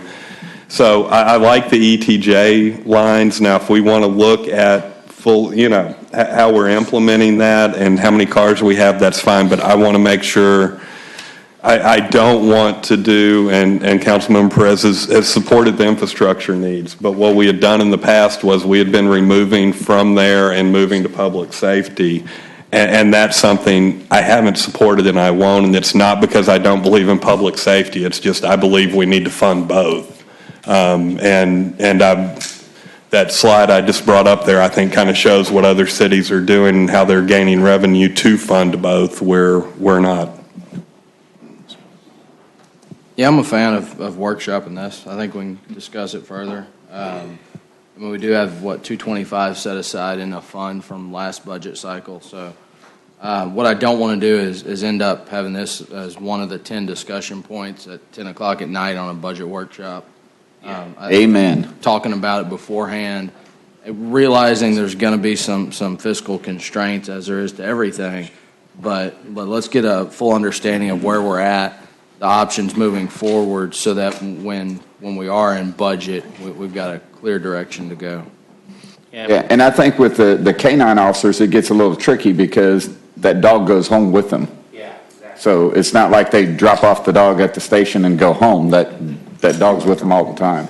Yeah, and it's not just canines, and I would kind of need to point out that a lot of those specialty positions, we have a time frame within which those officers must be able to respond back to the department if their services are needed. If we call them back, canines, those sort of people. So they kind of need to live inside the city, or at least inside the ETJ to be able to respond. And they understand that when they apply for that position. And that is a current requirement as well, that they actually do have to live within that area. So I think, like Councilmember Carbone said, preemptive to the budget discussion, so where we at least get an either or.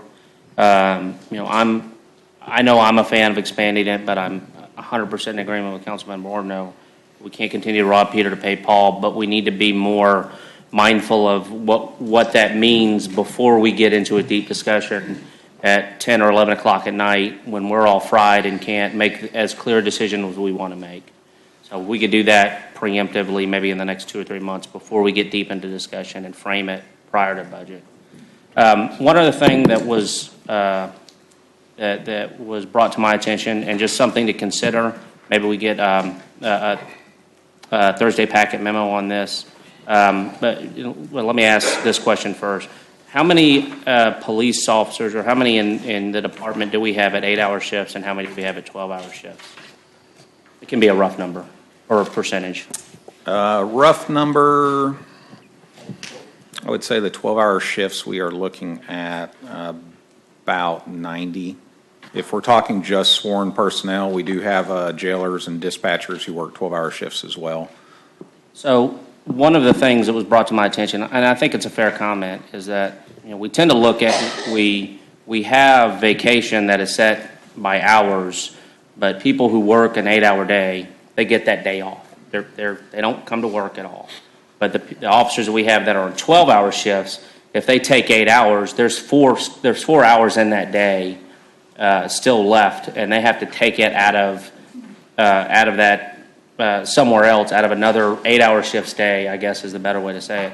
So if there was some kind of framework, some kind of possibility where we could take our 12-hour shift guys, if they want to take a week off to go on vacation with their family, we could normalize that somehow to what an 8-hour a day shift would be able to do to take a week off.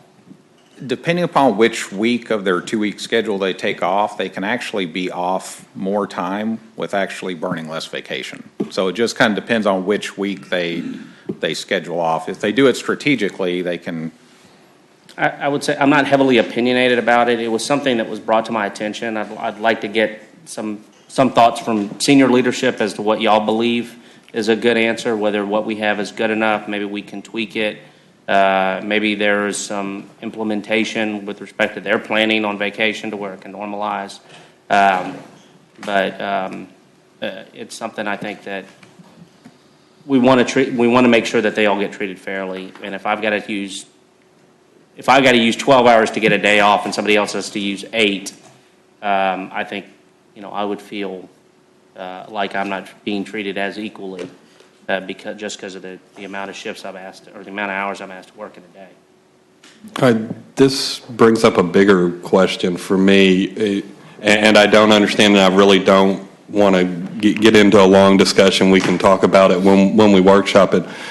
But in my head, if you're paid hourly, which I'm assuming if they're working a 12-hour day and 8-hour day, it's an hourly rate. I'm assuming that vacation is also based hourly, not day. It is. Okay, and then I don't have a problem with it because you're taking the number of hours you would be paid off. Is that a fair statement? So maybe that's a Thursday packet just to explain to us better how that all works, because I do have a concern if we're taking hourly employees and giving them days instead of hours off, or if we're taking salaried employees and giving them hours instead of days. The vacation should be tied to the way you're paid.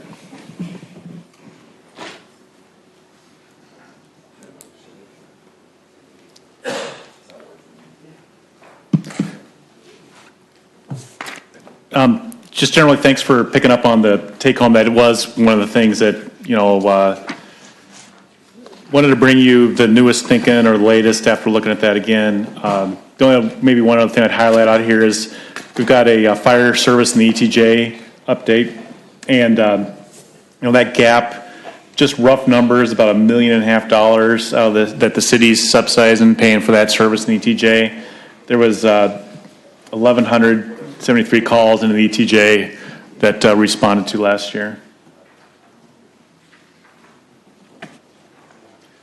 But otherwise, from the papers, there was a lot of work accomplished and got a lot of things moving forward thanks to the time last year. So, I've got a question on the healthcare update as it relates to the retirees.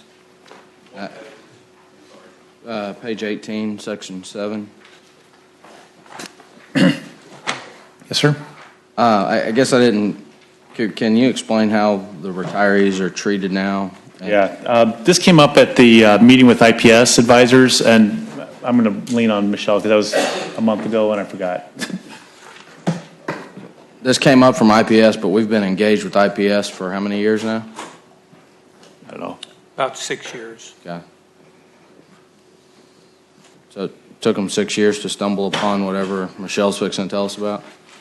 No, what we discussed at that particular time, I believe what you're referring to is when we had a discussion with TML, when we talked about our overall retirement program. I believe that's when that came up initially. And I believe it also references there's a new GASB standard going up that helped trigger how some of that is quantified and looked at. And IPS has recently brought in an actuarial, whereas previously they had not had that. So some of these recommendations related to retirees has to do with a new service that they're adding to their menu of services. Not necessarily, it's not something that they have done in the past, the actuarial part, and how.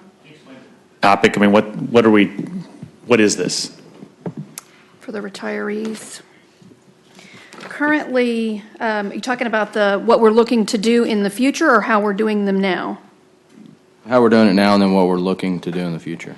We currently, our retirees pay for 100% of their, or it's perceived 100% of their care, or of the cost of the insurance plan. And what they have submitted to us is a proposal to look at are they really covering 100% of that cost of their plan? I'm trying, again, I was in that same meeting that you guys were in, and we don't have, they brought up to us that there could be an issue with the amount that we're charging the retirees for the service and what it's actually costing us. There's an unquantified at this point number of what the city is still investing in that coverage. It doesn't look like that because they're paying the premium. But that premium's based off the full population that since we're self-funded, we calculate essentially a cost for the plan divided by everybody. I mean, and that's what we charge the retirees. But when we look at, I'm guessing when we look at it, retirees probably, generally speaking, might have higher health care costs. there may be options for the retirees, yes, the higher health care costs, but there may be options that we could find for the retiree that may be better than being on our plan, and that's not a service that they had offered before. So there may be some cost savings that we can look at by assisting the retirees find something that's more suitable for them, that may actually be better for them. I believe we have 9 retirees, and it may not make as big an impact now, but if we can move some of those to plans that work better for them, it may be a cost savings for us in the future. So I guess what's our obligation right now to retirees? Are we required to offer them health insurance when they retire? I'd have to get the, as far as requiring it, there is an ordinance that has to do with, I'd have to pull the ordinance to see exactly what it says, but it's a decision made by council whether we offer it and whether it's paid for by them or paid for by the city. There are some cities that pay for retiree insurance. it's a council decision. Okay. Maybe it makes sense for I won't say a workshop, but maybe a Thursday packet, kind of updating what we've told current staff. I don't want to change the rules. So what kind of we're obligated to or have committed to, and maybe a little bit more detail on how we've done it in the past and what we're looking to do in the future. And that's what we spoke about at the last meeting we had with this new individual that's come on board, is they want to come in and look at that assessment of what we're doing, how we're doing it, how the 9 people on the plan are affecting us now, and then maybe what we should be offering in the future to kind of mitigate some of those costs moving forward. Okay. And the quicker we can see that, because all this, as you know, we're going to see health insurance, and then we're going to be thrown right into budget time. So if we can get maybe some background info on these pieces, like the retirees piece, beforehand, just so we can digest that would be helpful.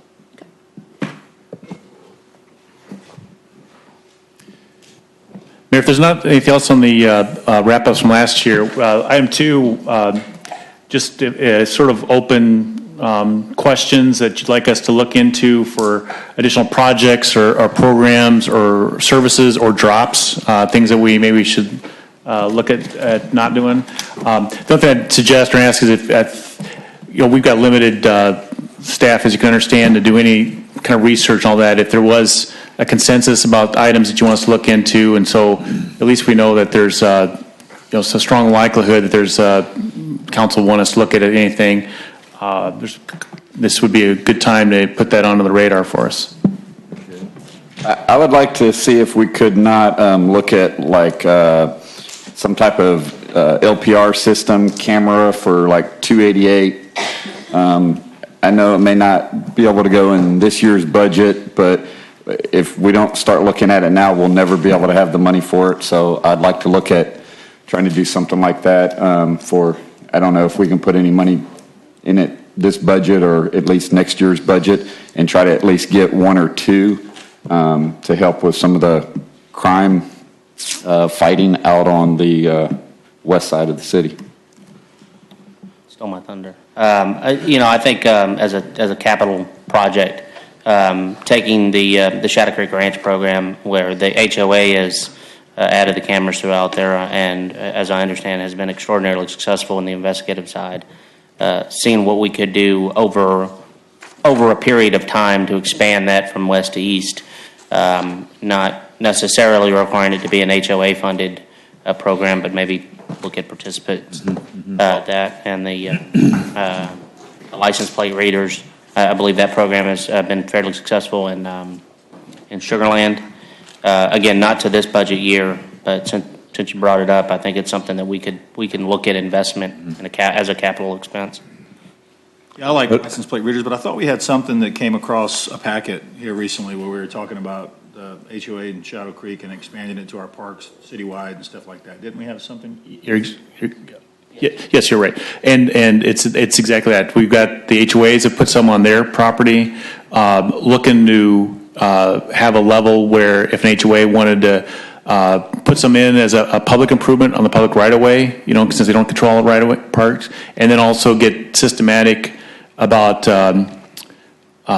some large public park properties, and then also the license plate readers may be fixed, because we do have those in the vehicles. So, trying to get the technology so it's all standardized so we can manage that, and we don't have multiple systems out there that we're trying to take care of and all that. So we're working up a piece on that. It sounds like there's a few that are interested in that, and we'll get that teed up, some background for y'all. I think it'd be good, just real quick, I think it'd be good to get some buy-in with the HOAs.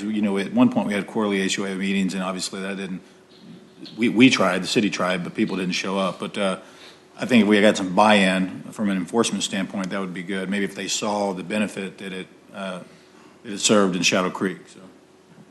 Well, and that's mine is ROI, or what is the benefit, and that's not necessarily dollars and cents. That's a whole lot more, and I do understand that. I have no problem with the HOAs.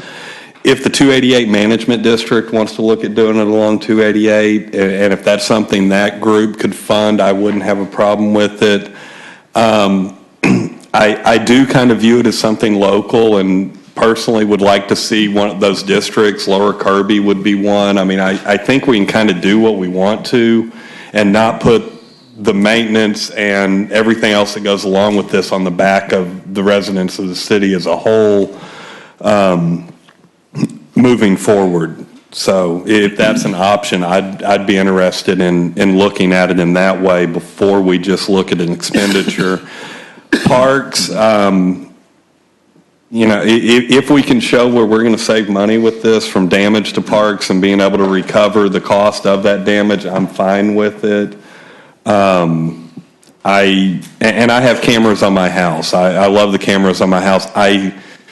I don't view them as a deterrent as much as a retroactive to catch people. And, you know, if there's data out there that shows differently, I would love to see that data, because I would like to think that it's somewhat proactive, but I really, at this point, personally view it as a retroactive. And as long as we can, the benefits there, I'm okay with it, but I would like to see it funded as locally as we possibly can.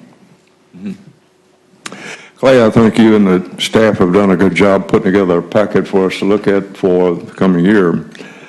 And the thing I think that stands out is that we're not just looking at just status quo, just maintaining the same.